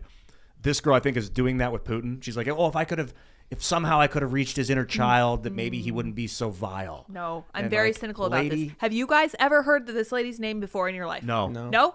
Ian? No? This person? Never heard of this lady? No. Yeah, I haven't either until today. Hey, look, she's getting It said press. she was on 90210, so I guess that makes her somewhat credible. Yeah, I well, mean, she's got like 200,000 followers. The She's getting reboot, older. I would imagine, right? The 90210 reboot. Yeah, Not in the, no. I know the original. Split. though. I was your Cynical. mother, you would have been so loved. Oh man, Like, well, so listen. they're trying. This is American, toxic culture Hollywood culture trying to tie this to like toxic masculinity in some way. We're a silly people. Dude, if you And, want and again, look at our priorities. We're like Putin, like if you just had a mother, it would be okay. And it's like let's not talk about like Look at any of the other He's got a mom. factors in He this. literally has his a mom. mom's like, Look at this. get off my She's back. nice. Look at. Hold on. There's a picture. I say, although McCord blames the family matriarch, Putin's mother, Maria Shalamova, has been characterized by others as a kind factory worker who secretly baptized him. Wow. Could you imagine? If anything, you know what's going to happen? Putin's going to be like, "What'd you say about my mom?" Yeah, I understand wanting to emotionally connect with Vladimir Putin right now, and you have the technology to do it, so you may as well try. But don't read a script, man. This a poem that you wrote that you're. Come on, do it genuinely if you're going to do it. Otherwise, you're just burning the ground you walk on. it's just there's so much insanity. This isn't the only insane thing. There's this post from a lady, and she's like, the only reason that Putin's allowed to wage war is because he's white. I was just trying to find that as we were It's reading like, this other headline. If a black or brown man had invaded Ukraine, it would have been swiftly dealt with. And it's like, it would have been what? allowed, they said. It wouldn't have been allowed. Like none of this is allowed. And again, that goes to it just goes to highlight how little these people actually understand the gravity and the severity of the situation that is unfolding right before our eyes. These people vote. That's scary. It is. It's very scary. And I think it was Thomas Edison that said the greatest the greatest threat to a democracy is an uneducated public, and we are looking at millions of them at this point. Yep. Oh man, zombie hordes. People this who lady- vote with their emotions. I'm quite certain that this woman went out and probably voted against Trump because she thought his tweets were mean. Yep, that's exactly it. That's a good point. This story of this woman saying, "If I was your mother, you would have been so helped." It shows the stupidity, the ignorance, and I would bet a large sum of money she voted Joe Biden. Oh, for sure. Yeah, I would absolutely bet that. I cannot imagine. I mean, who knows? Maybe she voted for Trump. I really doubt it. It's crazy. You see these people and they say things like, "Well, it's a good thing Trump's not president," and I'm like, "Is it?" But it's bad. Like the bad thing happened. Like it didn't. All of the things that you said were going to happen under Trump are happening right now. Yep. The bad things didn't happen under Trump. Exactly. It's they're like, all happening now. It's remarkable that they're like, well, if Trump was president, everything would be a whole lot worse. And it's like, but it wasn't. You had him as president. The economy was great. Putin didn't invade Ukraine. Biden gets in, and then he does within a year. And you think the issue is Putin would have done it anyway, and it would have been worse with Trump? All right, man. Some people are just lost. No, I don't think you can even start to reason with that, because that's that. They have already made up their mind, and anything you throw is going to lead them back to their original conclusion, no matter what. Yeah. And it comes from just a genuine lack of understanding, I think, to the severity of the situation. And Lydia, what you were saying earlier about how the less people understood where Ukraine was, the more they wanted intervention. I guarantee that if you put a globe in front of this young lady here, that she will not be able to find Ukraine at all. Absolutely. Probably 5 guesses, and she probably still would not be able to get it. You could play Wordle with her and say, guess the letters, and she still would be like, what's Ukraine? It's like, it's pronounced Ukraine. Huh. I thought it was Ucrane. Oh my gosh. Close, but not quite. This is why I'm talking about just buying all those coconuts and sitting back and just machete them open and stick that straw in there and just sit back. I remember the good old days. I went to Rio once. $1, it's like $1 for a coconut. Yeah, because they're great. everywhere. You sit on the beach. You walk right out of your hotel and you sit on the beach and you just get a coconut. Right in Copacabana right there? Oh, dude. Have It's you ever good. been? Yes. Oh, it's amazing. I went during Carnival. Oh my. Yes. Nice. And they got snacks and food. They got and street food. Yeah, man. Meat on a stick right in the street. That's right. Yep. Yeah, it's good living. See, that's what I'm thinking about. Let me know I'm if like, you go. Well, I do have a Brazilian visa. There you go. I'm just thinking, as it all comes crumbling down, maybe we should spend time with our loved ones and smile. And it's like, have you seen the movie Don't Look Up? At the end, when they're all at the table holding hands and it's like the world's about to end, I'm like, that's kind of how I feel right now. I know. I feel I made a video last night that I didn't end up uploading because it got so dark. Like I want to believe that we're better than animals, but we're just animals. Someone super chatted. She was trying to kill Putin by getting him to die laughing. Could you imagine if this story comes out that Putin had a stroke, and then there's a photo of him on the ground confirming it, and on his phone is a picture of the woman and a big smile on his face. And then someone's like, I think he laughed himself into a stroke and died. I think this woman. The war is over. I think this woman stopped World War III. She actually did it. The mad woman. All it took was one poem. Yep. I wanted to ask you, Ian, about Attila's gym a little bit before we go to Superchats. You guys down? I don't know. We haven't talked about it really today. Well, we should. I want to briefly mention just a little bit, just what's going on with Taiwan, and then give me 30 seconds. So we didn't talk about it all too much, but I just wanted to make sure we squeeze this in a little bit. Fox News reports Taiwan warns Chinese aircraft flying in air defense zone day of Russia-Ukraine invasion. This is just I mean, this is just China being like, we're going to whip it out, we're going to flap it around because we can. The U.S. is in a rough spot. You're totally distracted. They do this. They do it often. They're pressing on Taiwan. But I think this is, man, in all seriousness, we can talk about this lady being crazy, but there's I'm worried about what's coming. You know what I mean? That's what we get for invading Iraq and not getting our government out of there, man. Well, it goes right along with what we said earlier. What do? Do you step in? You step into Ukraine, right? Do we commit X amount of troops there, right? Just walk through it. You say you put 50,000 troops there. Okay. Well, then what happens when the Chinese say, okay, well, we see you have 50,000 troops in Ukraine, and we're going to put 100,000 on Taiwan. If we're taking what's America's next step in that situation, and how far do our alliances and entanglements go before we say this is not going to end well for anybody, and we're going to step out of this? Yeah, the Taiwan. But at thing, the same time, how do you just let these things happen? If we're taking our border protection off our own border to go to Poland, China knows we are spread too thin. We've already gone too far. Yeah. Yep. Dude, they canned I would read that exactly the same way if I was in charge of the Chinese military. Yeah, America's in disarray right now, thank God. Well, let's spend a couple of minutes talking about Attila. Well, the thing about Taiwan, the last thing I'll say is, in a war game scenario, what do you do with Taiwan if it's invaded? Do you level it to the ground like scorched earth and like no one can have it? This is where you make 60% of the world's microchips or processing, like computer software. You can't give that to your enemy in a war scenario. You can't. So it's like blowing up a factory that makes the atom bomb before they take it over. You can't let them have that factory. But I've never been to Taiwan. I don't know the scope and scale of leveling the island to the ground. Why would we do that? Because if you allow the Chinese to take control of the production, you're killing millions of people. No, they would do it systematically before they left the island. They would blow up all the infrastructure. And the Chinese aren't going to let anybody off that island. Bro, millions of people aren't going to blow up their own, homeland and flee. That's a lose. It's a most people lose-lose don't get situation away during to get scorched into. earth. You probably don't hear a lot about that. And the Chinese probably know that. The Chinese probably know that if they step into Taiwan, it is a lose-lose scenario for the American military. What do we have? What is it going to take to defend Taiwan? It would take probably a full-scale war, and that becomes a game of chicken. China says, "Hey, we're going to do it." Yeah, and we say, "No, you better not." And they say, "Well, we're going to do it." Your border patrol agents are over in Ukraine right now. You're helpless. How strong are you? And if you're somebody like Taiwan who is on an aggressive footing, and you're looking at Joe Biden in the way he's handled everything so far, I'm going to call your bluff. And if that's something that I wanted to do, I wouldn't look at the United States right now as a credible threat to stop me. The Chinese said it straight to, I think it was Anthony Blinken. They said the U.S. is not coming from a position of strength.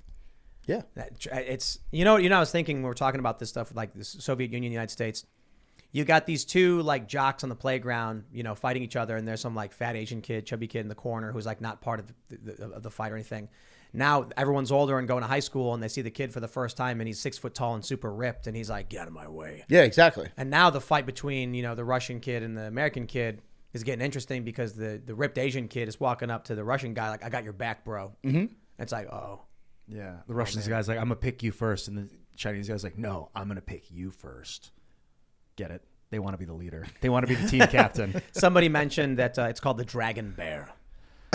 China and Russia. Oh, yeah. The Dragon. It's a horrifying creature. Yeah, I don't like that. So like World War III is what? The silly nannies versus the Dragon Bears? No, it would be corporations versus. I don't think none of those McDonald's? countries. Nobody really wants it except the corporate drones. Like they don't care. And I mean literally physical drones, mechanical drones, they don't have any feelings. And then the people that are locked into the corporate media, they don't care because their emotions are drained. Well, we saw, I don't know if you guys saw the CNN clip where they're... Yes. Which one? So there's literal bombings of Kiev. It's that's right. The air raid sirens. I mean, if there's Oh my not gosh. if there's not more of a Encapsulated. Dude, can we play if, that? if you've ever seen the movie Yeah, let's do Idiocracy, Yes. I mean that is like you're like, wow, we are living part two. Like Ryan they Long are posted this. They're putting Applebee's 5 for $5, happy hour deals. It's the most right over top of literal bombing. footage. This is great, and in the worst way. This is All not right. great. There You it guys- is. Yeah, right there. You guys ready? Wait. I'm gonna start it over. This is from Here we CNN. go. Here we go. 19 seconds long.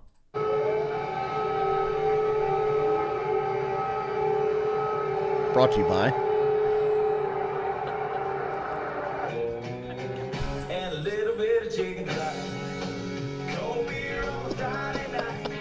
Our parents used to fit just right. I gotta admit though, the air raid sirens lead up very right. well to the start of that song. Then they drop the beat. And then when I heard it, I was like, I'm watching these air raid sirens, and I'm like, this is the end. But a cold beer on a Friday night sounds pretty good. Doesn't drunk with sound your friends, everyone we're going bad. out And anyway. most Americans Doesn't probably sound had too that bad. similar experience to that, terrifyingly. It's like Cold war beer. Well- brought to you by Applebee's. Oh, war till Friday. Then I get to have my beer and my chicken wings. Like, dude. Why would this? You know, someone pressed the button. Yeah. Like, so when we do live stream, there's a button on YouTube where I can turn an ad on. We never do it, but you can click it, and then, you know, a certain amount of people who are watching see an ad. It's pointless to do. Someone at CNN. It was like, now. Someone's like, it's my last day. Here I go. No, they hate were this probably network like, anyway. they were like, this kind of jams. Yeah, right. They're like, Ready? let's get it. I love this song. Yeah, drop the beat. Go. Exactly. They're like, because they have like a, I think they have like they have a switcher. So someone heard the air raid sirens and then was like, they're like waiting for it. They got turntables, Bring and it then he up, switches bring it it. up. DJ. Yeah, bring it up. Ooh, feel the And then fade. you have that dude doing the weird butt shuffle. It's like, Yeah, this in reverse. is the weirdest thing. And it's still showing the air raids. Like, it's Yeah, still they're in the showing background. They haven't gone Sorry. away. Wow, that is American idiocracy. man. You're- Yup. It is. I remember watching that movie 10, 15 years ago and laughing at it because, like, that's so absurd. And it's like, wow, well, that's, you know, the only thing they need, like, next is a commercial about, like, you know, electrolytes. I actually, To, like, I finish like that off. Applebee's. They got good. They got good wings. I don't know what they fry stuff in. That's my only I don't know. concern. I'll tell you this. I didn't like Applebee's. I'm sure it's probably not good, whatever it is. I went to an Applebee's. I got sick, and the food was awful. I was like, I'm never coming here again. Crapplebee's, I think they But called it. we were ordering, and they have this trick where you go on Grubhub, Oh, yeah. and it was called I forgot, it was like Libby's Barbecue or something. I can't remember. And then I was like, no, it was like Kitchen Wings. And then I was like, we're gonna order wings and sauce, and so I ordered a bunch of wings. And when it came in Applebee's bags. What? And I was like, they tricked me. They create fake restaurants that serve only a certain thing, so that people who are like, I don't want Applebee's, I want wings, will still buy from Applebee's. And then I was like, it's actually pretty good. And so now we just straight order from Applebee's sometimes. It's not The bad. old bait I and used to switch. I The like old bait it. and switch. They got me. Applebee's cheese sticks. Before They're I got good. into like health consciousness, I loved Applebee's. Are they the ones who have the coconut shrimp? 'Cause that's really good I too. think so. With like Man, I the ate the those. sriracha. I mayo. worked there like years and years and years ago as like a teenager. I'm sure it's probably still on the menu. What was your position? server? Oh, nice. Yeah. Before you were 18? Yeah. Like, oh, cool. We also order from Ruby Tuesdays. We live kind of in the middle of nowhere, so we have few options. Yeah, a few choices. You know, it's like either pick up from a local pizzeria or something, or you can order from like these medium-sized chains. Can you give us a brief update on Attila's? Because we're about to go to Superchats. We got about a minute. Yeah, what- absolutely. What's the So, status? We are still open. We just actually passed 365,000 registered visits to the facility. We still have a voluntary contact tracing system in place. We put that in place originally just so that nobody could say, hey, you're spreading coronavirus. And to date, we've had no outbreaks linked to the facility. We have a storage unit full of 365,000 slips of paper. Dang. Just to prove a point. But we're open every day. We have no less than 500 healthy, happy people coming through. We're still in the court system. We have an appeals process going on with all of the fines and the hundreds of thousands of dollars that they fined us. We have an appeal process going on to sue the township so that we can get our business license back because we shut down our billing in March of 2020 and have not resumed it since. And then we're finally getting to municipal court that was kicked down the road for 2 years because of COVID. And that's where we can actually bring forth like legitimate arguments about constitutional violations and things of the sort. We've been narrowed to very narrow scopes of argument, being caught with court orders and stuff like that. And we also just pled guilty to criminal contempt of court for the heinous crime of taking our doors off of the hinges. And we got 1 year of probation for that. What do you mean by we? Like your store or you? Me and my business partner. Wow. Yeah. The company got charged, or do you guys get it? No, individually we got charged. They pierced through the LLC for all of this. So we're personally liable for the hundreds of thousands, if not millions of dollars of fines. And they brought criminal citations against both Frank and I. To give context, Attila, you guys basically, right when COVID came out and they started putting lockdowns and shutdowns, you guys just basically said, no, we're staying open? 2 months in, we reopened. Okay. Day 3 or 4 is when we decided that we were going to reopen, but we took our time over the next 6 weeks to develop a very comprehensive safety protocol program, because we knew that we were going to get pushback, and we didn't want to just open just to open recklessly. We wanted to open because at the time we truly believed that COVID was a credible threat, but that there could be some sort of happy medium between shutting the world down and mitigating the spread of COVID. So we opened 2 months after, in May of 2020, and we've been open ever since, no matter what they did. Right on. Let's go to Super Chats, though. If you haven't already, smash that like button, subscribe to the channel, share the show with your friends. Head over to timcast.com. We're going to have a members-only segment coming up for you around 11 or so p.m. We're going to be talking about conspiracy theories about why Vladimir Putin really attacked. It'll be interesting. It has something to do with biolabs. You'll want to check this one out. Yeah. But let's get into the Super Chats for now. Get your Super Chats in now, and we'll try and read as many as we can. All right. Lepardi says, I don't know how Alex Jones does it, but he called it again. Check out the video from Memology 101. He was right again. All right. I'd love looking at this. This might be a video I think I saw from last October where Alex was like, apparently my sources are telling me there's going to be some sort of military war conflict in February.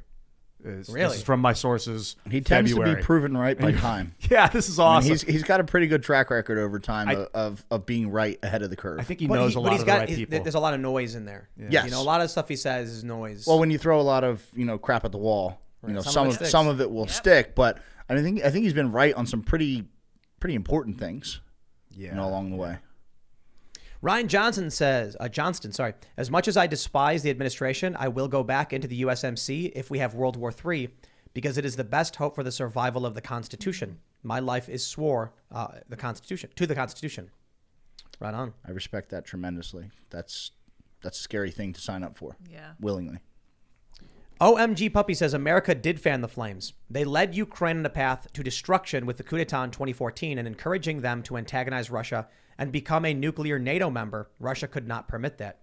There was a you call it a coup, but the president was removed. This is when Zelensky got put into office. Is that? I don't know if it was Zelensky. Was it Zelensky or was it? Check that out. Who was it? 2014. Might have been. Yeah, take a look at who it was. Was it Poroshenko or was he? I'm not sure. I don't know. But Yanukovych was ousted, and he was the president of the country. KT Sky says, you are always wrong. Ian is always right. Oh. Well, there you go. Only a Sith deals in absolutes. Okay, let's grab some more Super Chats here. Grand Kai says, didn't Biden give a list to Putin of infrastructure not to attack after one meeting? Could this whole thing be planned with China and Russia, given all the connection between them and the elites? No, I don't know. That sounds ridiculous because, Putin's he's too headstrong. He's too into himself. I really doubt it. But Biden giving a list of things not to attack was like just pathetic diplomacy, where he was like, all right, if you do attack us, just don't do these. And everyone's like, did you just give him a list of critical infrastructure to attack? Yep. That's kind of what that is. That's, right. Again, that's going back to that idea that we shouldn't really be talking open strategy or weaknesses. Yeah. In our mainstream media, we should kind of keep that stuff under wraps. Yeah. Was it Arseniy Yatsenyuk was the interim governor for Ukraine after the revolution. Governor? And then Petro Poroshenko became the right. president. Yeah. He was governing until Poroshenko became president. All right. Mr. Slendy says these aren't goat farmer militias in the desert. Anyone who has been spoiled by the proxy wars on the other side of the world, wake up. These are enemies who can reach out and touch us with fire and death. Yikes, man. That's true. Very true. Man. Alex Law says all Russia has to do is turn off the gas supply to Europe if anyone, including the U.S., retaliates in any way. That's right. Yep. Yeah. That is true and correct and scary. Are beholden. Wow, man. It's not like we're going to come in and subsidize that in any way. Yeah. Bobcat says, Tim, room 34 is real, But that substation can only run the subways on the island, not the whole system, like the legend says. Interesting. That's a secret room. What at they Grand call it, Central. room what? Room 34. Room 34. No, I don't think that's true. Is that what it's Let me called? look that up. Cool though. That's Is that what it's inverted called? world He seems like he knows what content. he's talking about. Is that real? Let me find Room out. 34. No. Not seeing it. I think Not it's from a a quick search. Oh, Inside the Secret Life of New York's Grand Central. There you go. Is that what it is? Maybe, yeah. Architecturaldigest.com. Huh. I think I read it in the New York Times. Ooh, Grand Central is amazing. And we were talking about having privatizing the train tracks, or like having, not privatizing, giving naming rights. Naming rights to infrastructure. And having like Amazon and FedEx create like hubs in the city and then overhaul and maintain all the tracks. Be cool to have a big Grand Central like shopping mall, I think, at Grand Central. That'd be really cool. All right. Alex Hilbert says, hey, Tim, I'm a paratrooper in the 82nd that works in an S2 shop, intelligence. I appreciate your attention to detail, and I have to say, keep up the good work. Ian, keep rolling 20s. Hey, thanks, man. I really appreciate it. Heck yeah, man. I mean, look, I read a lot of different news sources, and I try and, when claims are made, I try and find alternate sources, and I try and find root sources to make sure that I'm getting the real, legit information. And when a lot of the information is based off of videos on Twitter, it's like, how do you really confirm it? Like when someone posts a video of a tank rolling, and I'm like, how do I know that's Russia? Yeah. Yeah, Just you 'cause don't even some- know where that is. Luke tweeted just out- just because it says that. Luke tweeted out like airplanes flying overhead, and it was like the Russian invasion has commenced, and people in the comments were like, "This is from a year ago. This is like a flying exercise." We for that. this morning when I woke up, I heard quite a bit of air traffic. We're really close to DC out here. Interesting. And so there were some helicopters and some other, flights. Sometimes we see Ospreys. It's cool. You ever see those where like they have the props Really that can turn cool, up and then yeah. go forward? Yeah, those are cool. Yeah, I wonder where they're going. But DC's nearby. Plus we got Mount Weather right over here. I told Luke that he needs to get out of Florida. I was like, you don't want to be in Florida right now because it's a peninsula. And, I don't know what's going to happen, but if you're concerned about this escalating, Florida's not a good place to be. And he's like, you're right next to Mount Weather. This is like the emergency bunker. And I'm like, I didn't say we were in a good spot. I'm just We saying. just have better ways to exit. Yeah, right. Well, no, but I'm just saying, like, Florida's not a good place to be if you think war's coming. All right. James Rogers says, Tim, I really wish you'd stop pushing this narrative that we're all going to war. All we will do is push sanctions and give aid. Russia is manufacturing a false narrative, and your hatred of Biden is making you fall for it. Stop. I actually gave credit to Biden. I think James, you might be have an optimism bias or a normalcy bias. I actually said I don't blame Biden for everything that's going on. No. I think Vladimir Putin's exploiting a situation he's long wanted to pursue. I think a lot of the problems we've been facing with the inflation is easily attributable to COVID, but I think Joe Biden did a bad job as well. Yeah, and when it comes to the situation in Ukraine, Biden isn't entirely at fault. He's mishandling the situation, but a lot of the restrictions and the things you have to take into account are from years and years of foreign policy. So he's even if he's making the wrong choices, he's operating on a playing field that he didn't necessarily lay out in front of him. So is it his fault entirely? No. But he's the one steering the ship. That's right. I think that we should be looking towards him to make the best decisions that he can, given the set of circumstances in front of him. And on top of that, I just want to point out, when have we talked about stripping out of nuclear power from the SWIFT payment system or the U.S. directly attacking Russia? This is not. We're not talking about Afghanistan or Iraq. This is not proxy wars. It's not Syria. This is the U.S. being like, These are two superpowers go butting after. heads. Is Russia a superpower? I guess they are. They still are. They got Yeah. nukes. Their GDP is nowhere near the U.S. Size and of China, Florida, but yeah, it's the size of Florida. yeah, it is. Ha! Yeah, See, that's why Putin's mad because he used to be the Jelly. bully on the playground. Well, now he keeps rolling through Eastern Europe. He's going to have a little bit more in that. That's right. In that armory, and when you have China, who has clearly backed him already, that doesn't matter so much. That he's got a smaller GDP. If you're calculating GDP, if they've got $1 trillion GDP in fiat, you've got $1 trillion GDP in Bitcoin. Your Bitcoin trillion is worth a lot more than that trillion in fiat if you calculate the way the fiat is headed inflation-wise. So his GDP may look small on paper, but it might be better currency. All right. Keegan Mooney says, 4th attempt this week. In the immortal words of Dr. Jordan B. Peterson, watch Attack on Titan. Real quote, real life parallels are only getting realer. Really? I've only seen a little bit of Attack on Titan. I should check it out. That's where they fight the giants. Yeah, the That movie Titans. show's wild. And they've got these weird things on their bizarre. hips that have like that fire cables so they can launch themselves in the air. Really disturbing art, worth seeing just Yeah. to put your eyes on it, to see the art. It's really weird, really crazy. Hank McCormick says 100 suitcase-sized nukes missing from the Russian stockpile since the 90s. How many Russian sleeper cells are out there? I don't know, man, but maybe there's Tom Cruise with a crack team of special agents keeping us safe. No doubt. What if Tom Cruise actually was the secret agent for Mission Impossible and the movies are to cover up the explosions? They say they're just doing stunts, just stunts. He special was effects. a fighter pilot in Top. That's That's right. right. Top Gun. Makes sense. That proves it. Yep, I'm He's the sold. hero. Yeah. He does a lot of his own stunts, I hear, though. He broke his foot that one time filming Mission Impossible. He jumped between two roofs and then Whoa. like Oh, rooftop. stuntman. Oh, gee. Yep. All right. Let's see what we got here. Christopher Massey says, as an Afghan vet, I feel qualified to say not only did the idiots in the swamp lose a winnable war, but it took 11 years to kill a guy that was living in caves. But they're going to outsmart Putin? Yep. Doubt. Man, that's why I'm saying I'm confident. No, it's and these are the people that we should be listening to, not the girl reading the poem, on the internet. These are people who have experienced conflict and who understand that there's really no winners in this situation, and that we should be trying to resolve this as diplomatically as possible and with as few casualties as possible, because any American conflict in the past 20, 30 years has not brought this country any form of good. It's only hurt people like this, these veterans, and we know a lot of these guys because these are the guys that come to our gym, and these are the guys that have seen it and seen that these are not wars that we want to get involved in. We want to prevent these wars, if anything. Yeah, all right. We got Amy Beth Quinn says, Tim, can you give a big shout out to Wes, a fan of yours who is currently hauling my family's stuff in his semi from Washington to Tennessee as we move from tyranny to more freedom. Nice. And Lydia, I have a super guest recommendation for you. Check out Jim Stroud on Rumble and Anchor.fm. I will do that. Shout out Wes. Very cool. Nice job, Wes. Vicidius says, you really need to get Scott Horton of antiwar.com on. He broke down the politics and history of the Ukraine-Russia conflict expertly on Dave Smith's podcast. We've had Scott, right? We have. Yeah, we skated with him. Indeed, He yeah. came on the show, and then afterwards, it's like midnight. And he's like, does let's skate the skate. mini ramp. And I Yeah. was like, bro, it's midnight. I got to wake up. But I did a kickflip pivot. So Bonus. that's a sick trick, and I was very stoked that Oh, I wow. landed it. It'd be cool to have Dave Smith and Scott on. Yeah, it's a good idea. If they're available. Yeah. It'd be great I'll to have find some out. anti-war personalities talking about what's going on.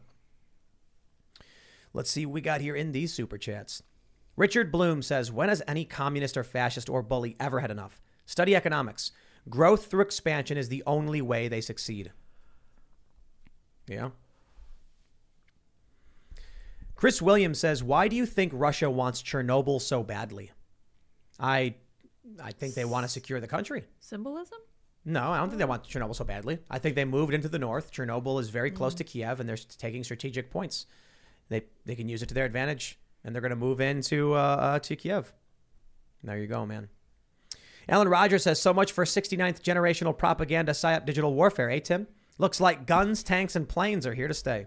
Oh, I never said they were going to be gone. I was saying that a key portion of the war is going to, like war will be fought through propaganda. But what you got to understand about hot war with planes, tanks, guns, and all that stuff is when the propaganda stops working, then you escalate your tensions. Are we going to see nukes launched? We've seen gravity bombs dropped in World War II, and that was it. We going to see ICBMs be actually used for the first time? I certainly hope not. But they could be. Could be, man.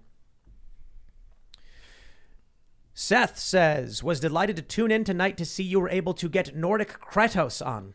Yeah. Did people call you that or something? Or That's his new nickname. Kratos? I love it. No, but I'm guessing he was talking about me. Yeah. Yeah, I got a feeling. Oh yeah, it's Kratos, the guy from God of War. Yeah. The Oh, main yeah, character. yeah, okay. You do look like him. He's a beast. God of War. How fitting for tonight's show. Indeed, Yeah. yes. Let's. I've been talking about de-escalation of conflict the entire night. I'm not doing my job. No.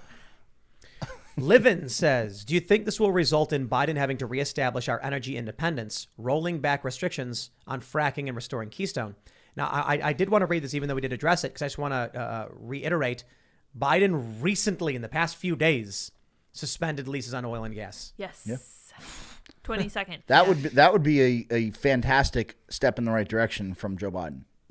I would take him a lot more seriously as somebody who is protecting the interests of this country if I saw a move like that. You know, we were saying the other day is could you imagine if for the State of the Union he comes out and he's like, my fellow Americans, we've done a bad job. Inflation's through the roof. Our policies haven't worked. War has erupted in Eastern Europe, and we're not sure how to handle it. Afghanistan was an absolute disaster. It was on my watch and my fault, and I'm sorry. Could you imagine?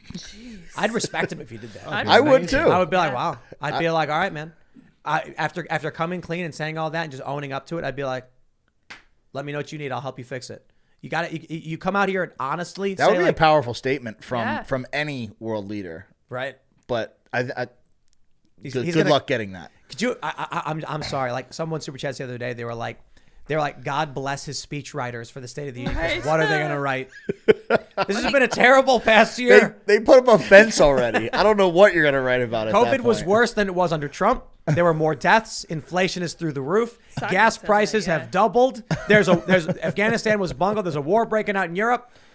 We could have seen it all coming. Yep. What if he quits? What if he's like, I'm out, and he drops the mic and just I'm leaves? going to get some ice cream. Yeah. And then Kamala I was laughs. like, is this thing on?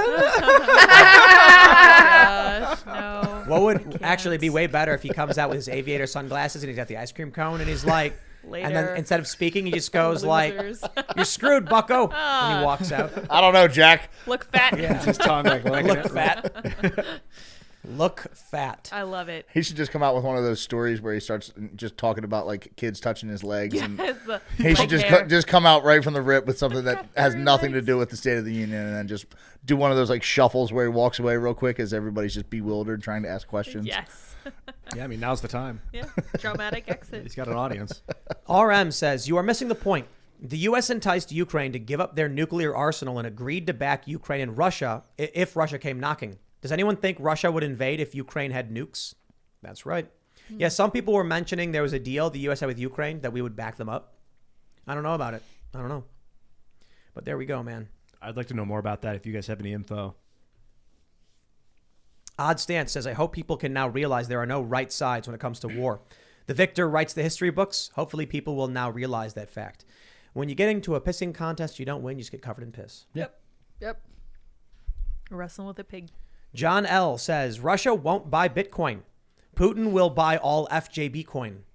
Wouldn't that be really funny if Putin was just like, That would be an No. interesting turn of That would be events. awesome. The new We have standard. decided- Meme warfare. just buy FJB? You're going to see a spike in that today. The Russia going to crypto is kind of like a hope. I don't know if it's likely, but that's like a hope of mine. Likely what would happen if they got cut off from SWIFT, they'd have to create their own currency. Whether it be a central bank coin or a piece of crypto that went on a blockchain, I don't know. Yeah, I mean, either way, they're obviously going to come up with some sort of solution. Trackable digital currency. Even if it's even if they don't go to crypto, they're going to go to some sort of other payment system, and you don't think that China would hop on board with that very quickly?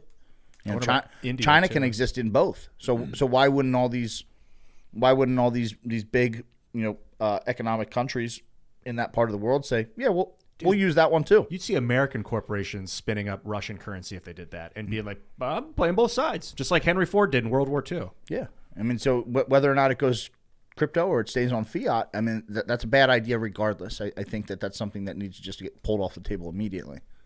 Hunter Killer says, a nuclear winter will cancel out global warming. Yeah, there you go. That's the plan. Greta, Gosh, and Greta see how will be this happy. works. Yeah. I don't know if that's true, but Such May a not great work idea. exactly Can how we you get a fact think check it on works. that?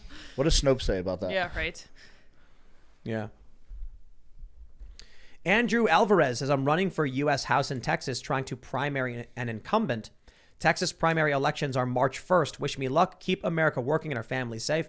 Everybody, please, right now, look up when your local primaries are and get rid of these incumbents. Yes. I don't care if they're Democrats or Republicans. Tell them to go away.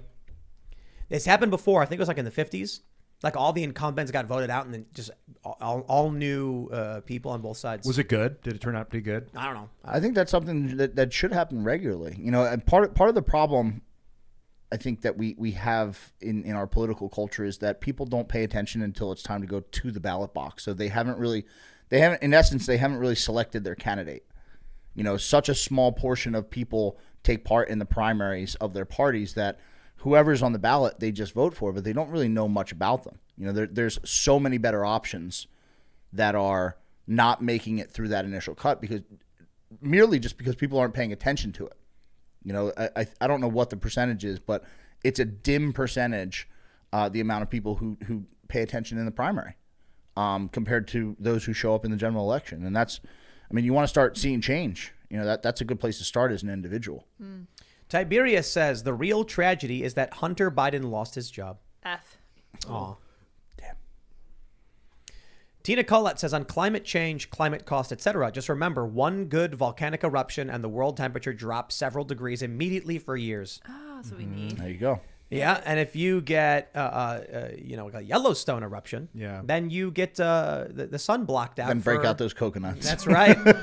Sit back and put your feet up and say, "All right, man." Kevin Clark says Metal Gear is great. I love the boss. The end. Everyone you kill comes back to haunt you during it. It really makes you think about your actions and their impact. Oh, that's awesome. Love Timcast. Keep up the great work. Appreciate it, man. I only played the first Metal Gear. You said you played I played a couple of them. as a sniper? No, I would just run through and just kill people. I tried to hide in the box, but the guard would always find me. I just pop out and kill them. And Yeah, like action games. Kelsey LaCour says, live in Carroll County, Maryland. This morning we saw 2 batches of 8 to 10 military helicopters flying in formation heading northwest from D.C. Yup. Yeah, when I was getting ready, it says like 7:30, 8 a.m. I could hear helicopters. We see them every so often. Sometimes the Chinooks come over and stuff like that. There's a lot, yeah. Yup. So you know, in talking about potential for war and everything, when I was saying I talked to Luke, I'm like, Florida's not a good place to be. And he's like, well, you're by Mount Weather. And I thought about it, and I was like, no, for sure. This area, the DC area is a target. Probably the safest area, though. You know what I mean? Well, maybe not the safest. You know, the bunkers of mountains in Colorado are probably the safest. They have like, I think they moved NORAD, but they've got mountainous underground bunkers you probably don't even know about. You got Mount Weather. But we do have SAM sites throughout the DC area. So, you know, if anything started happening, you got surface to air missiles. I don't know if they have any way of stopping ICBMs. I'd imagine we've had to have deployed high power lasers already, right? That can just track and target like Iron Dome.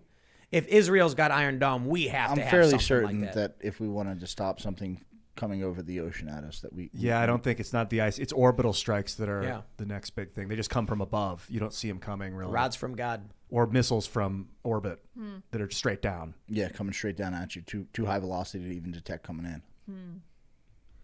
I think that we may want to get involved with the military in the U.S. Actually, Tim, it's so weird to think this, but like we might do a great service to our species if we like go to NORAD and help them, or like go. We'd have to be invited, but I think that we can, because you have a voice that people listen to, which we need right now. And I have at least. You're saying I should go to NORAD and like broadcast I'm going with you. propaganda for the government? Basically, if it comes to like a war, a real war, that's the kind of thing you need people like me and you, or at least like you, like thinkers that are outside of this woke crowd to save the lives of the people. The U.S. administration would be like, thanks so much for your input, Ian. Now just read this script. And it would be like, war is good. Vladimir Putin is evil and our war is justified. Enlist today if you're 18 to 26. Take up arms. It's an adventure. I'm not sending people to their death, but I will do my best to protect people. That's for sure. I'm not reading the script either. There's no circumstance where they're going to be like, thank you. Now please broadcast this anti-war message. I'll read the script if I agree with the script, but that's about that. Or just say your script here and just say whatever you want to say. Yeah, we don't need to be there to help. But in the case of bombs dropping, it would be nice to be in a bunker. You just want to be in Joe the bunker. Biden. Joe Biden is a crooked, crony, capitalist, criminal. All of those C's. Lots of C's. I don't trust a word out of that guy's mouth. I know it sucks to think that my own government is the enemy. I'll tell you this. I don't like living like this. I don't trust a word out of Putin's mouth. Yeah, me neither. That guy's nuts. But I think there's one thing I can count on: Joe Biden's self-interest, and his self-interest requires an America to exist in some form. Clearly, the southern border is proof he doesn't care all that much about it. True. But at least he wants Delaware to be around because he's got a house there. So that's the one thing I can say. Putin doesn't care about the Joe Biden's house. So long as Joe Biden cares about Joe Biden's house, the peripheral areas will probably be a bit safer than, you know. So I can trust self-interest. Yeah. All right. Chris Pavoto says, Ian, rolling low, bro. The Navy does not emit the most CO2. A lot. Yes. The most. Please check the numbers. We have the safest global nuke power with carriers and subs. I trust our nukes people to operate our plants. Go Navy. I think I said the American military is the largest polluter. The Army and the Navy combined. Definitely don't take my word at face value, but that's analytics I've seen in the past. Word.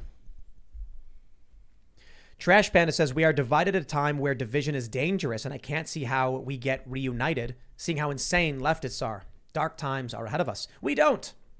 Maybe this is it. We're nearing 250 years, right? Yep. There you go. 250 years. Why don't you do this? Order yourself some Papa John's. Cheese stuffed crust. Get extra cheese, extra sauce, some pepperoni. Order some wings. Sit back with your friends and your loved ones. Buy a machete and some coconuts and crack them open. Just sit back and drink that put your coconut feet water. up. Get some rum. Yeah. It's good for you. Fix your gut biome. That's no joke, because that'll get your head in the game. That'll help you get your head in the game. Just enjoy it, because man, it looks like there's gonna come a time where you're not gonna be able to have that pizza. Correct. Our Papa John's already has no employees. There's like one guy who works there, so there's no deliveries anymore. It's one of the craziest things that I've been seeing recently is, I traveled recently out to Arizona for a speaking engagement, and I used to live in Arizona, and wanted to go to this old restaurant that I loved. Just this Mongolian grill, just, real basic. We pulled up and it said temporarily closed due to employee shortages. Yep. Yeah, that's that was the first time, and it's not like it's a bad restaurant. It's good food. They didn't have enough people to operate the restaurant, so they temporarily closed it. High unemployment and lack of employment at the same time. It's so weird. It's high unemployment, but low. What I don't even know what the term is. Seeking work. That's Yeah. the term. That's not the term. Yeah, if you stop seeking work, you're not even calculated as being No, unemployed and that's the anymore. problem is you have a tremendous amount of people who are just not seeking work at the time, or not seeking work on the books, because of, again, Because they're getting unemployment and they don't want to lose it. Yep. All right, everybody. We're going to talk about these bio labs in Ukraine. This is really interesting stuff. May all just be a conspiracy theory.